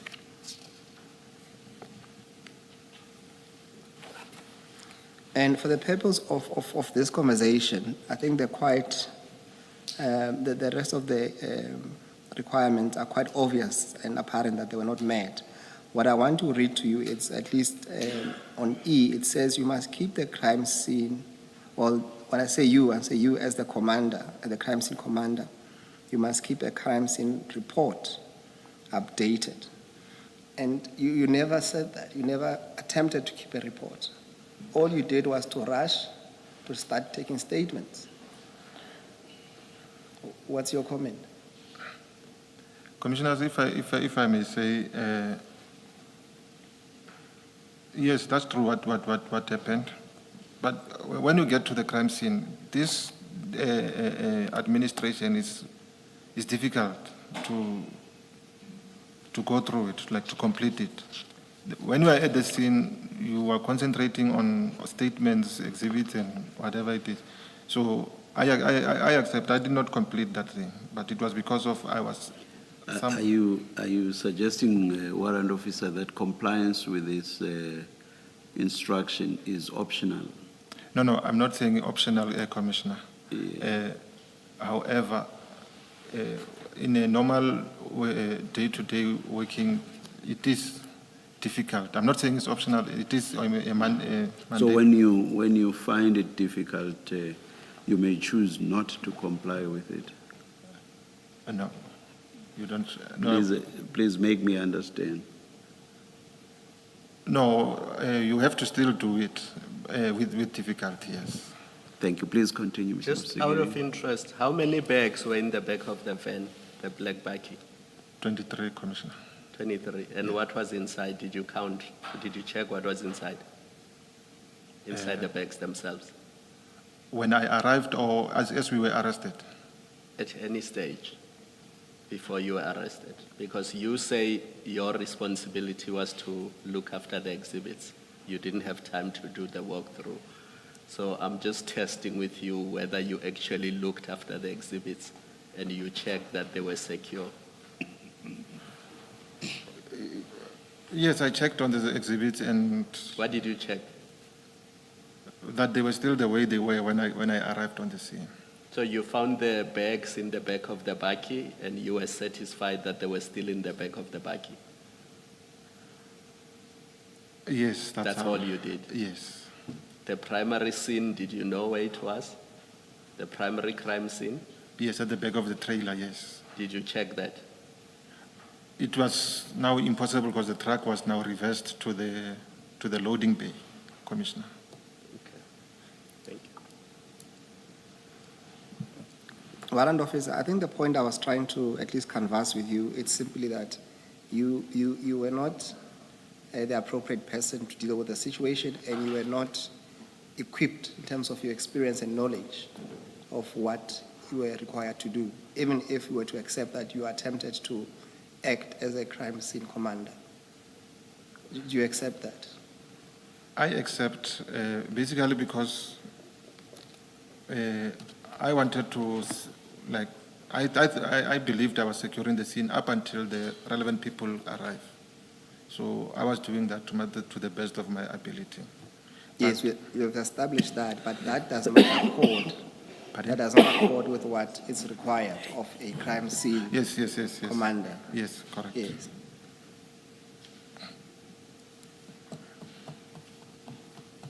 Chair, it's 1 o'clock. I don't have any further propositions to put to the witness in terms of this crime scene, unless the chair has further questions or the commissioners.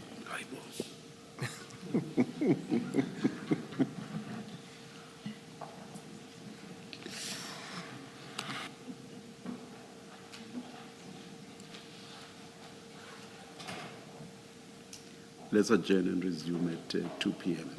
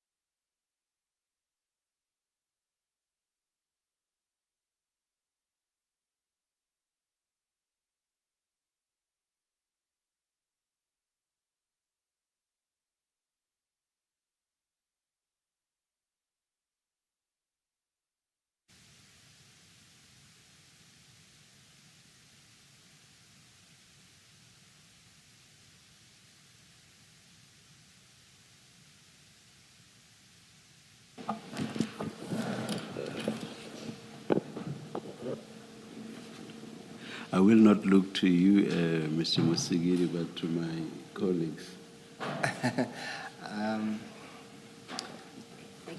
Thank you, Chair. Chair, perhaps I can benefit from the lunch hour that we had. Maybe just get some clarity from the warrant officer, then I'll hand it to your commissioners. Oh, please go ahead. Thank you, Chair. Warrant officer, Pakula, I spent the lunchtime trying to figure out what you were trying to say to the chair. And in particular, and to give context to it, is that you specifically testified, and it's in your statement as well, at paragraph 12, that one of the people that you called to the scene is your brother, Sergeant Pakula, who works in a dog unit. That you remember that? Yes, I remember that, Commissioner. Yes, the canine unit. And you accept that the reason why you need dogs to be there is to sniff out possible drugs at the premises, among other things. Yes, correct, Commissioner. Yes. And I spent the whole lunchtime trying to figure out, looking at different sources, following from what the exchange we're having with the chair, that you could smell or you can smell cocaine. And I think your version was then to say, no, it's not cocaine, I could smell drugs on the scene. You remember that? Remember that exchange between you and the chair? Yes. Yes. And in this particular instance, I want to demonstrate to you that is complete untruthfulness to say that you could smell cocaine. Otherwise, first of all, you would not need to have sniffer dogs if you yourself could smell any drugs, as you put it, whatever format that they are. Because when you say you can smell drugs, that means you can sniff out any of those drugs. But in particular in this matter, I want to have a look at this picture of how these drugs were wrapped. Chair, can we go to CJC 204?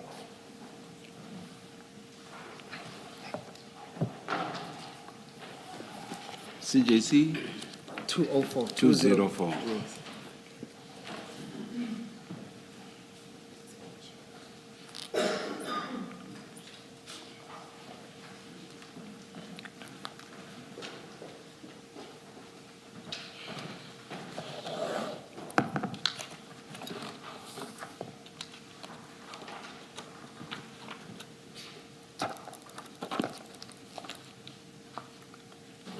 That is a picture of the bags containing the alleged drugs at that stage.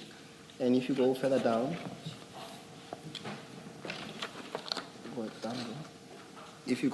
you'll see that those bricks in there, they are tightly wrapped. In fact, a witness came to testify here on Monday, specifically on how tightly wrapped these drugs are, especially because they have to travel across the ocean to avoid moisture and anything else. So they are tightly wrapped with plastic and also with labeling materials and put inside the bag. Actually, sorry to Yes, interrupt. Actually, from what we see at page 4, 2 pages back, yes, there's what looks like plastic, just ordinary black plastic. And then my understanding is that inside those, let's go to page 5, inside those there's a canvas bag. Yes. And then inside the canvas bag is what you see on top of this canvas bag, and also where you took us to, Mr. Musigiri. You see this Yes, I warrant can see officer that, at Commissioner. page 6. Yes, It's so it's the outer plastic bag, it's the canvas bag, and then it's the plastic wrapping inside the canvas bags.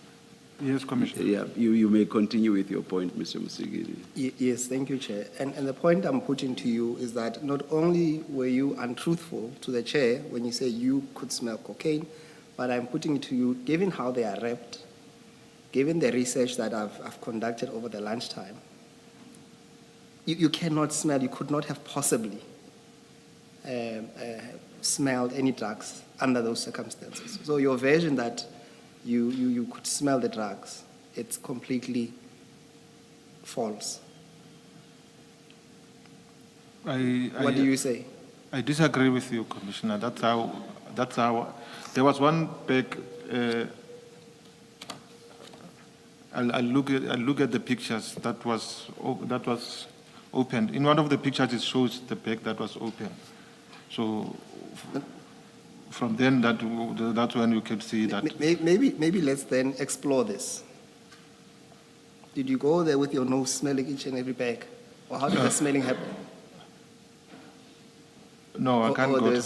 Sorry? No, I didn't go through each and every bag. But from what I could see with the package, with the packaging and all that, I could suspect it's drugs there, and from the smell that came from touching these things. No, but you didn't touch anything on your own testimony. But that's besides the point. You could not have smelled the drugs wrapped in that way, and second, the drugs do not smell. And your suggestion that you could smell the drugs, it's completely false. No, I disagree. Unless you are a special corp that can smell drugs. Can you please explain this thing you're saying about a bag? You say that was open. Yes, at the later stage, there was a bag that was, I think one of the bags was open. You say at a later stage. At what stage was that? During that chaos. I can't remember exactly when it was, but it was during that chaos that when... I also took you to page 5, and the bag at page, the canvas bag at page 5 is open. Is that what you mean by an open bag? No, not this one, Commissioner. What do you... 7. There's another one at 7. Is that what you mean? No, from the pictures that are on top of when they were still on top of the buggy. On the buggy? Yes, Commissioner. So you want that picture where your car is in front, to the right. You want that picture? I think it's that one, Commissioner. Can you please take us to that picture? 109. Same file.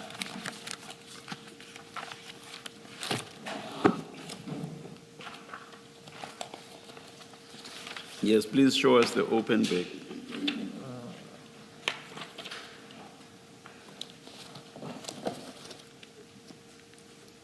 Are you there? Yes. Show us the open bag. Please look at the screen behind you. Oh, yes. I think it was one of these. Can I point? Yes, please. Mutually.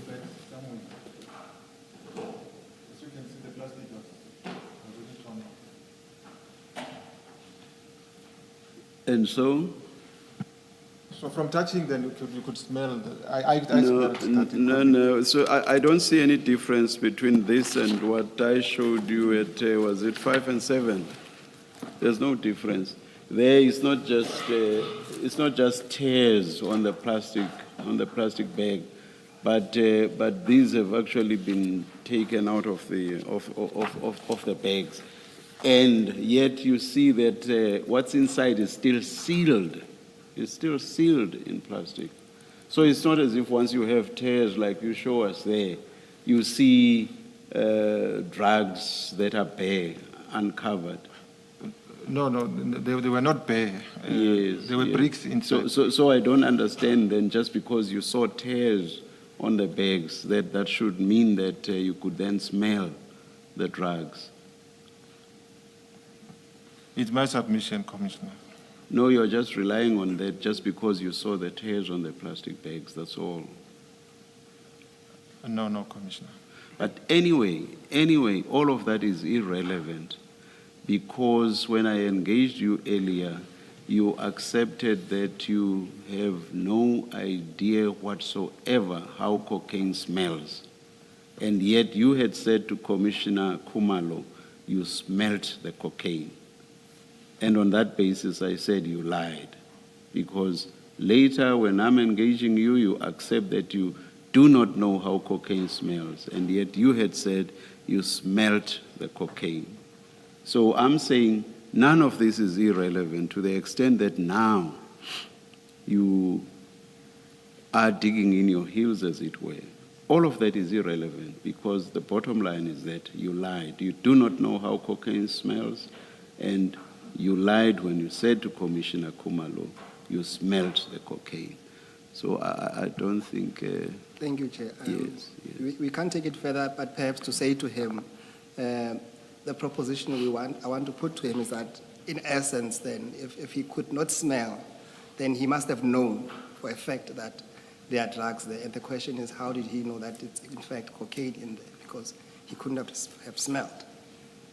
No, What is your comment? I did not know for a fact what kind of drug is that one. I did not know that for a fact. And just to close it, you are now relying on the obvious tears that you see to try to bolster your version that you did smell. I will not say cocaine because you accepted you do not know how it smells.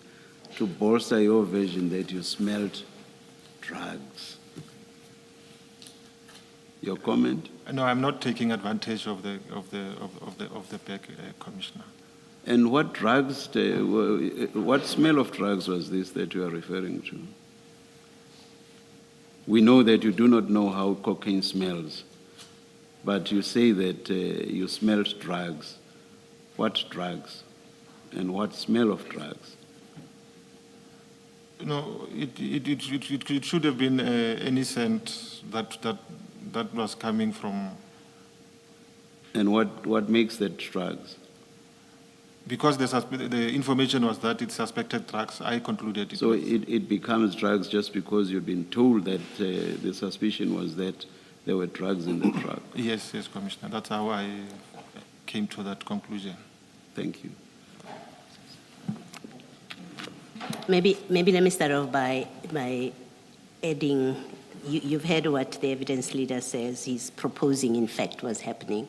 Let me add to why the explanation that you're giving to why you say you smelled cocaine and later drugs is not correct. It can be. It's untruthful actually, because you said to us in your testimony earlier, you did not touch those bags that you found, that you saw in the bakkie, because you did not want to contaminate the exhibits any further.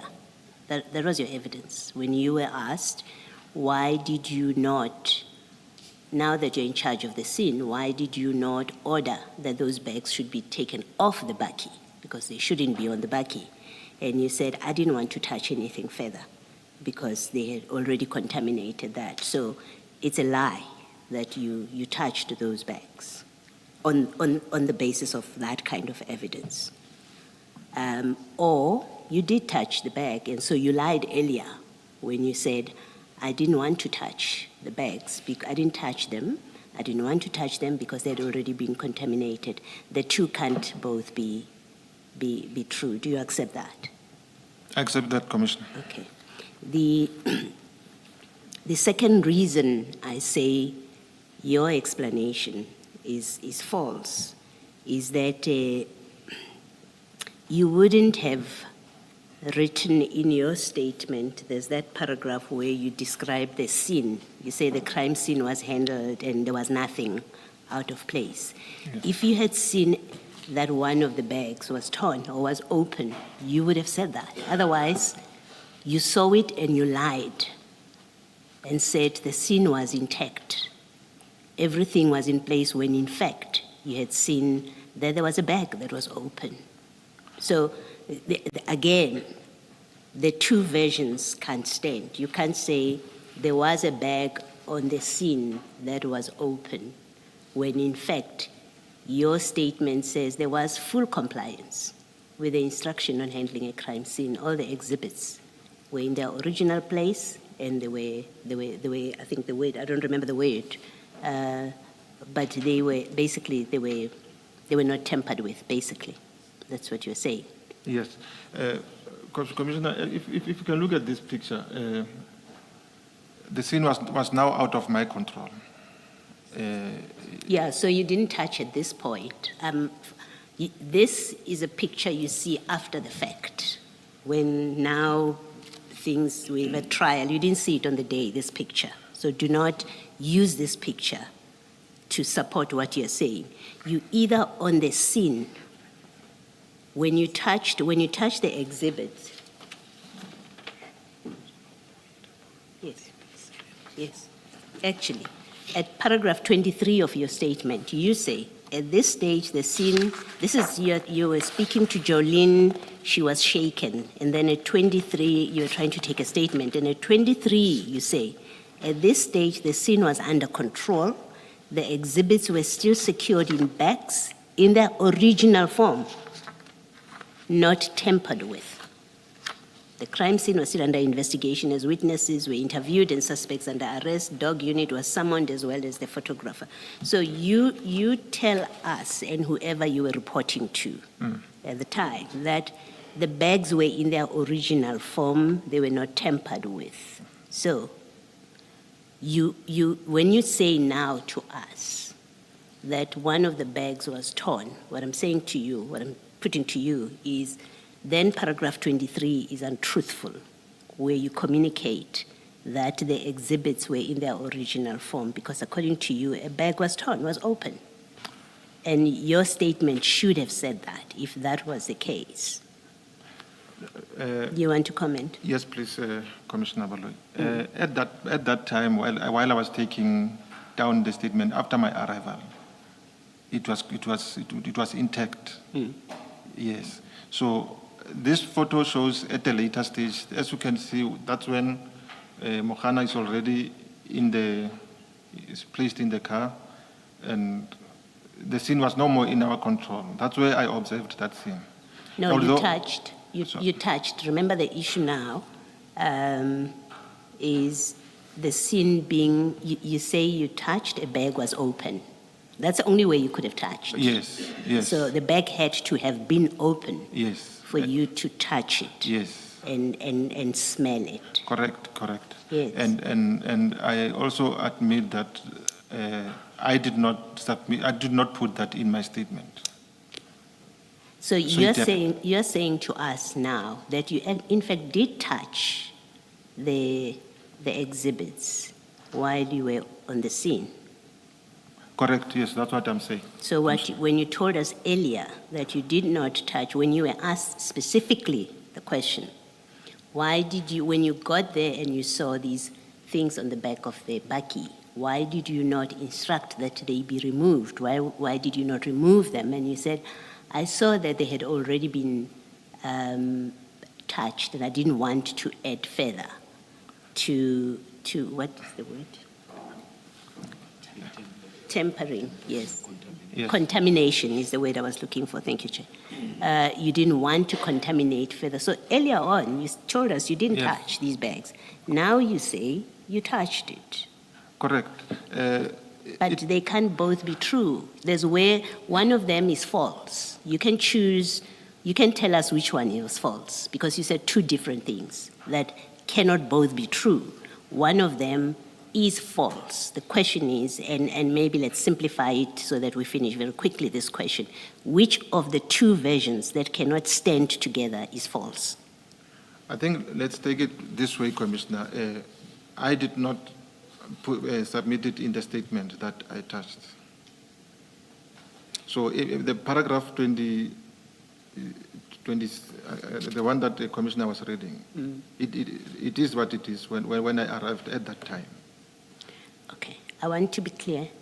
Are you now telling us you did touch these exhibits while they were on the scene? Is that what the last word on this? Yes, Commissioner. Okay, so your earlier evidence that you didn't touch these because you didn't want to contaminate them any further is false. It must follow. That statement is false. I concede, Commissioner. Thank you.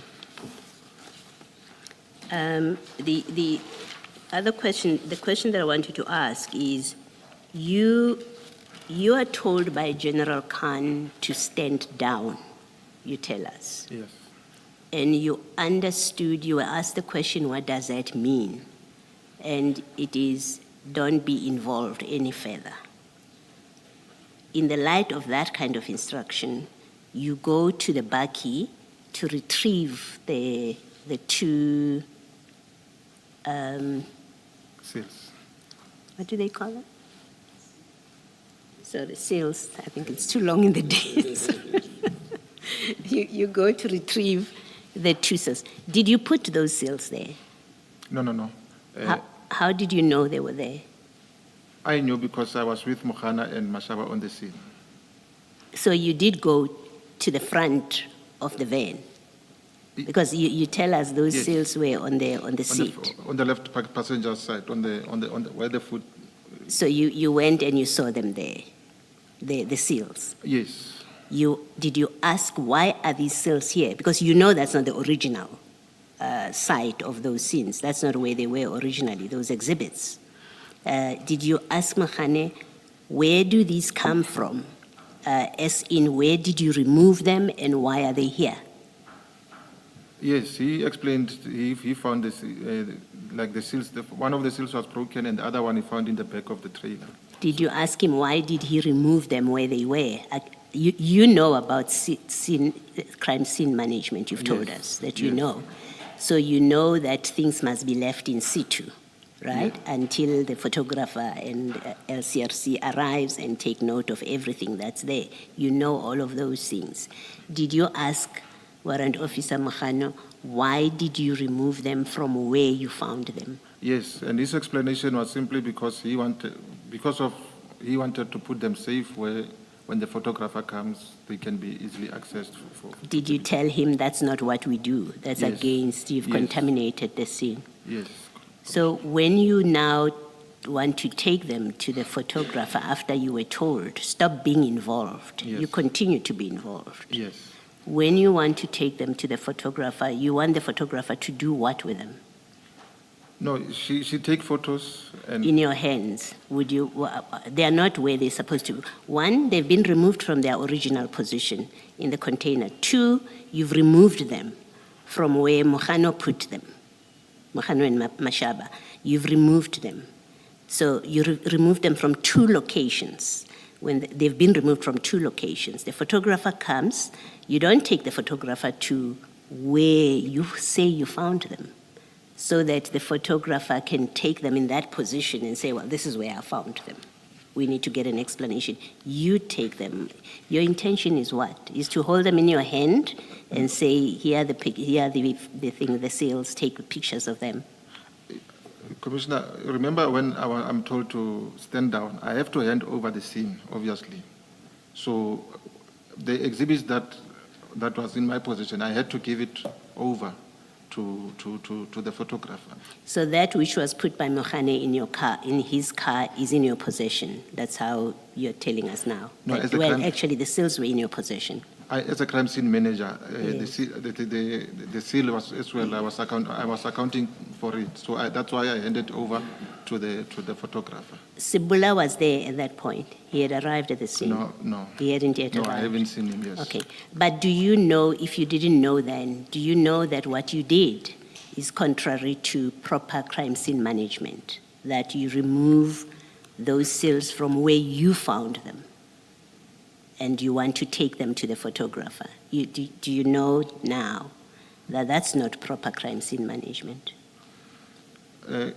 I'd like to put it like this, Commissioner. When we deal with such scenes where exhibits might get lost or whatever the reason might be, you have to take steps that will preserve whatever it is the exhibit that you are. And at that time, I thought I'm doing the right thing by taking them to the photographer. No, you couldn't have thought you were doing the right thing. There was no way of it getting lost when all that's happening is the photographer taking a picture. If you went to the photographer, they've been sitting there, according to you. General Khan tells you that stop whatever you are doing.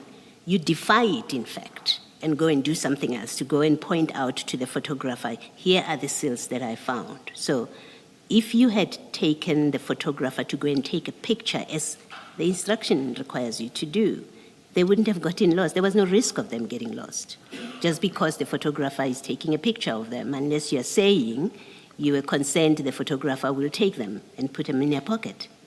No. It could have been either way. Whether I went to fetch the photographer, and again, if I approach the photographer, it was going to be as if I'm still interfering. So the best way was to take this thing to her. That's an honest explanation regarding that thing. Do you accept that is contrary, what you were doing? And if your answer is yes, I'm going to leave this topic. Do you accept, as I suggest you must, that you're removing these seals from the bakkie where they were to want to take them to the photographer is in breach of the protocol about proper handling of exhibits on a crime scene? I agree. Thank you. And then lastly,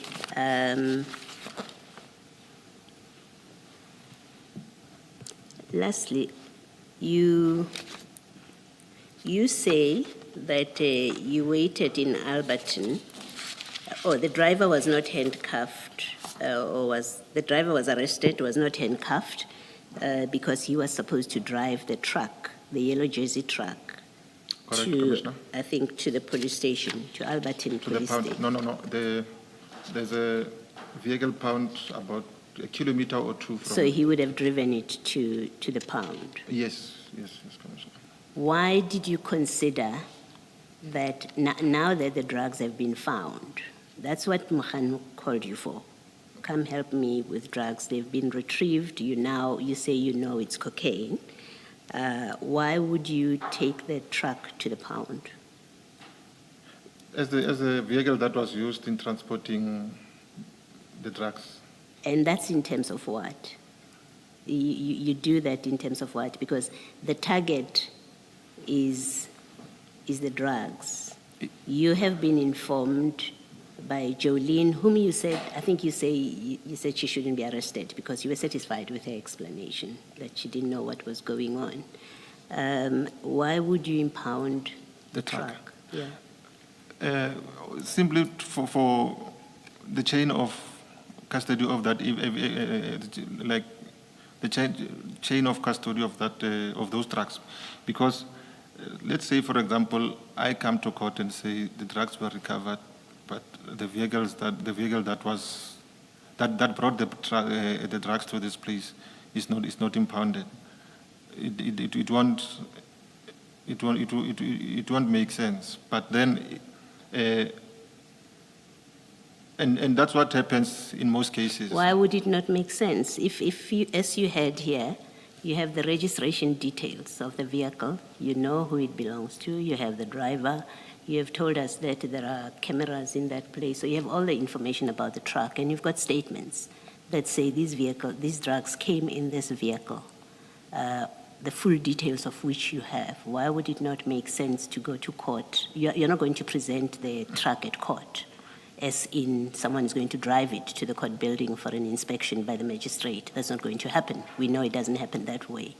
Why would it not make sense to leave the truck where it is, and you have all this information and statements that tell the court this is the vehicle that transported the drugs? No, what we do usually in such cases, like I'll give, let's say, for example, you arrest someone in driving in the car with firearms also. You cannot just confiscate the firearms and leave the car, because as the instrument that was used to transport the firearms. So that is like it's an exhibit, a truck itself, because it was used to transport drugs. So are you saying it's police practice to, Yes. in all cases, to confiscate the truck? Yes, it is, Commissioner. Okay, we know in Port Shepstone they did not confiscate the container.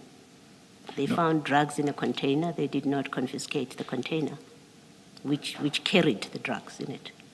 This is where they found them. And these are people who are experienced, unlike you, who are experienced in drug busts. At no point was it even the discussion there to take in the container. And I put this to you to suggest that you are making up an explanation for a decision that is not justifiable by the facts of what you guys were dealing with here.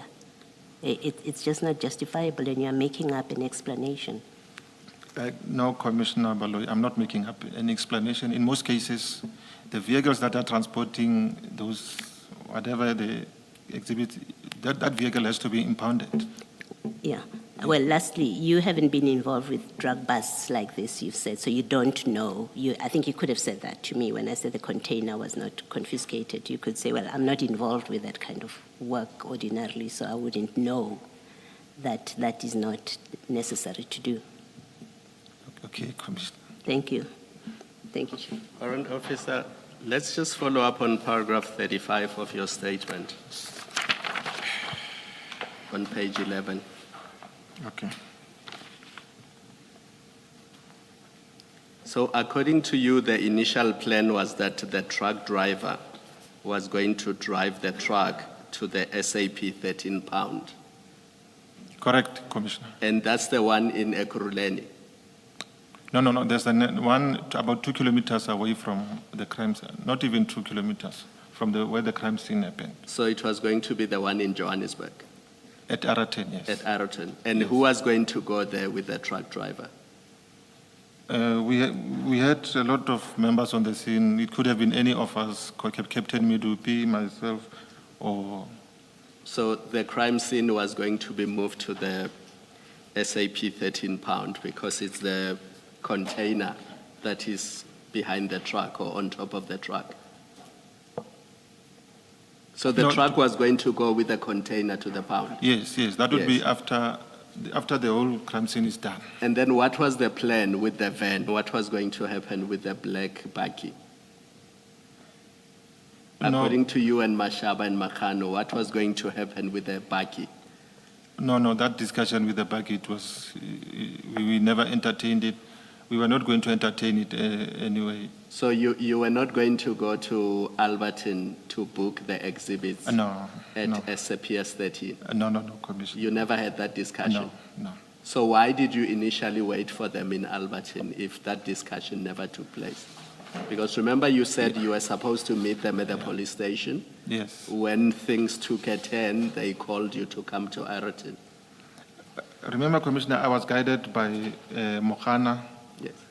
as I was coming to assist him. If he says he's on his way to Alberton or he's coming to Alberton, I would go and wait for him where he says he's going to. So the initial plan was that these exhibits were going to be driven to Alberton, to be booked at a police station in Alberton.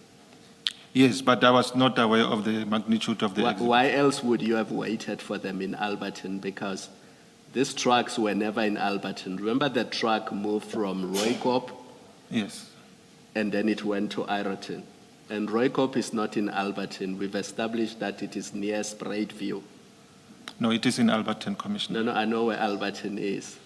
Rooikop is in Rooikop. For it to get to the police station in Alberton, it just was not going there. It went to Ireton. No, Commissioner, if I may assist, Rodocop, the policing precinct of Rodocop is Alberton. But the truck moved from there to Ireton.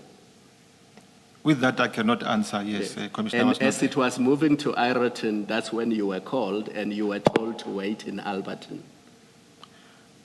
at the police station. No, it was after he opened.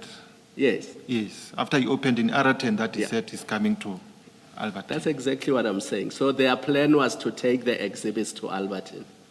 Yes. That's why you had to wait in Alberton. Yes, Commissioner. And when there was interference, they then called you to come to the scene. I don't know, because I'm the one who phoned and to find out how far is it, and that's when he said I should come Yeah. to And Araten. while you were at Ireton, did you discuss what is to happen with the exhibits that were in the back of the Paki? No, we didn't, because remember, Commissioner, we were still waiting for Lieutenant Colonel Maluleka to come. As So well you as- never had that discussion at all? No. What as to where we are going to book, and no, we never discussed that. But what did you think was going to happen to the exhibits No, once they were you got there? They were definitely going to be booked in Poison's SAPS. In Boysons? Yes. Did you call the Boysons police station to prepare them for that? No, I couldn't, because the buggy was already on the crime scene, Commissioner. I didn't. All right, thank you. Sorry, it's an unrelated question. What are the rules? I imagine there are rules or instructions about carrying of firearm on duty. What is the rule?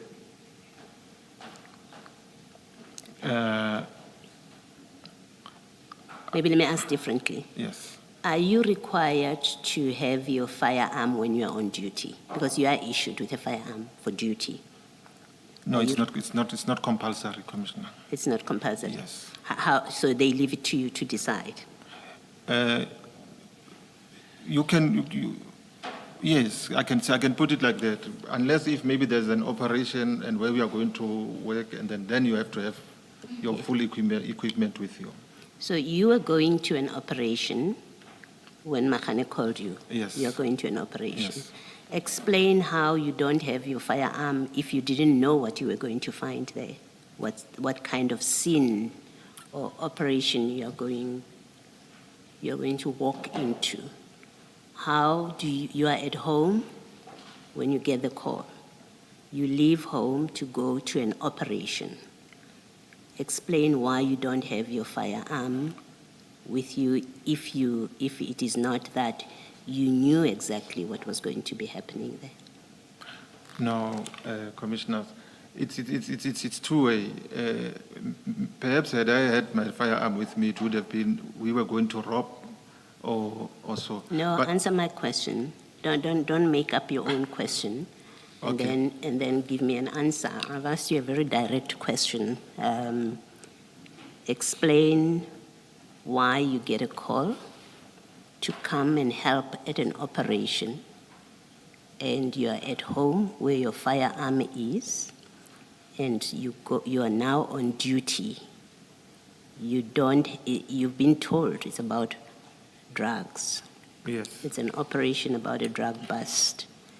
Yes. You go and you leave, you make the decision to leave your firearm behind. Explain how that makes sense. No, we were- And I want to suggest that unless you knew exactly what is happening and what is intended to happen at the scene, if you knew what the scene was about, I would understand why you left your firearm behind. If you didn't know and all you knew was it's you, Mahane, and Mashaba at that point, you're going to be joining these two people, and you've been told it's a drug bust, why does it make sense that you leave your firearm behind? No, Commissioner, remember before I left, or I phoned Captain Midupi as well, my immediate commander. And the initial, like when I left my house, I was going to meet Makana at Alberton Police Station, of which is also a safe place. That was my thinking about it. So I never thought it's going to be dragging to other areas. My intention was to go to meet with him at Alberton. In fact, with that answer, if you're going to meet him at Alberton Police Station, why are you even going? He's going to the police station. He has the exhibits. He has the hall. He doesn't need you at the police station. You actually don't need to be calling everybody. You don't need to call LCRC, the trouble that we've put you through. You don't need to call K9. You don't need to do anything to call anybody, because on this version, you are just going to a police station. So the operation, they've done what they need to do, and now they're meeting you at the police station. Explain that. Unless I don't understand something, just clarify it perhaps. Yes. Remember, Commissioner Mashaba and Mokana are not, as he considered here yesterday, are not well clued with. I might not be as well clued as they are. But the reason would have been to assist them in statement taking, booking of exhibits in the SAP 13 and all that. But they are taking the stuff to a police station. So Yes. why are you calling K9, for example? Why are you calling the many people that you called here to come to come and assist? And- If you are going to, if the drugs, on your understanding, are being taken to Albertine where there are resources, there are people there. Why are you mobilizing all these resources? Obviously, the dog unit to confirm the exhibit, and who else? To assist with taking down of statements and booking the exhibits in the SAP 13, I'd say. Thank you. Thank you. Chair, no further questions from our side. Thank you, Mr. Musigiri. Warrant Officer, thank you very, very much. Thank you, Commissioner. You are excused. Let us adjourn and resume at 9:30 tomorrow.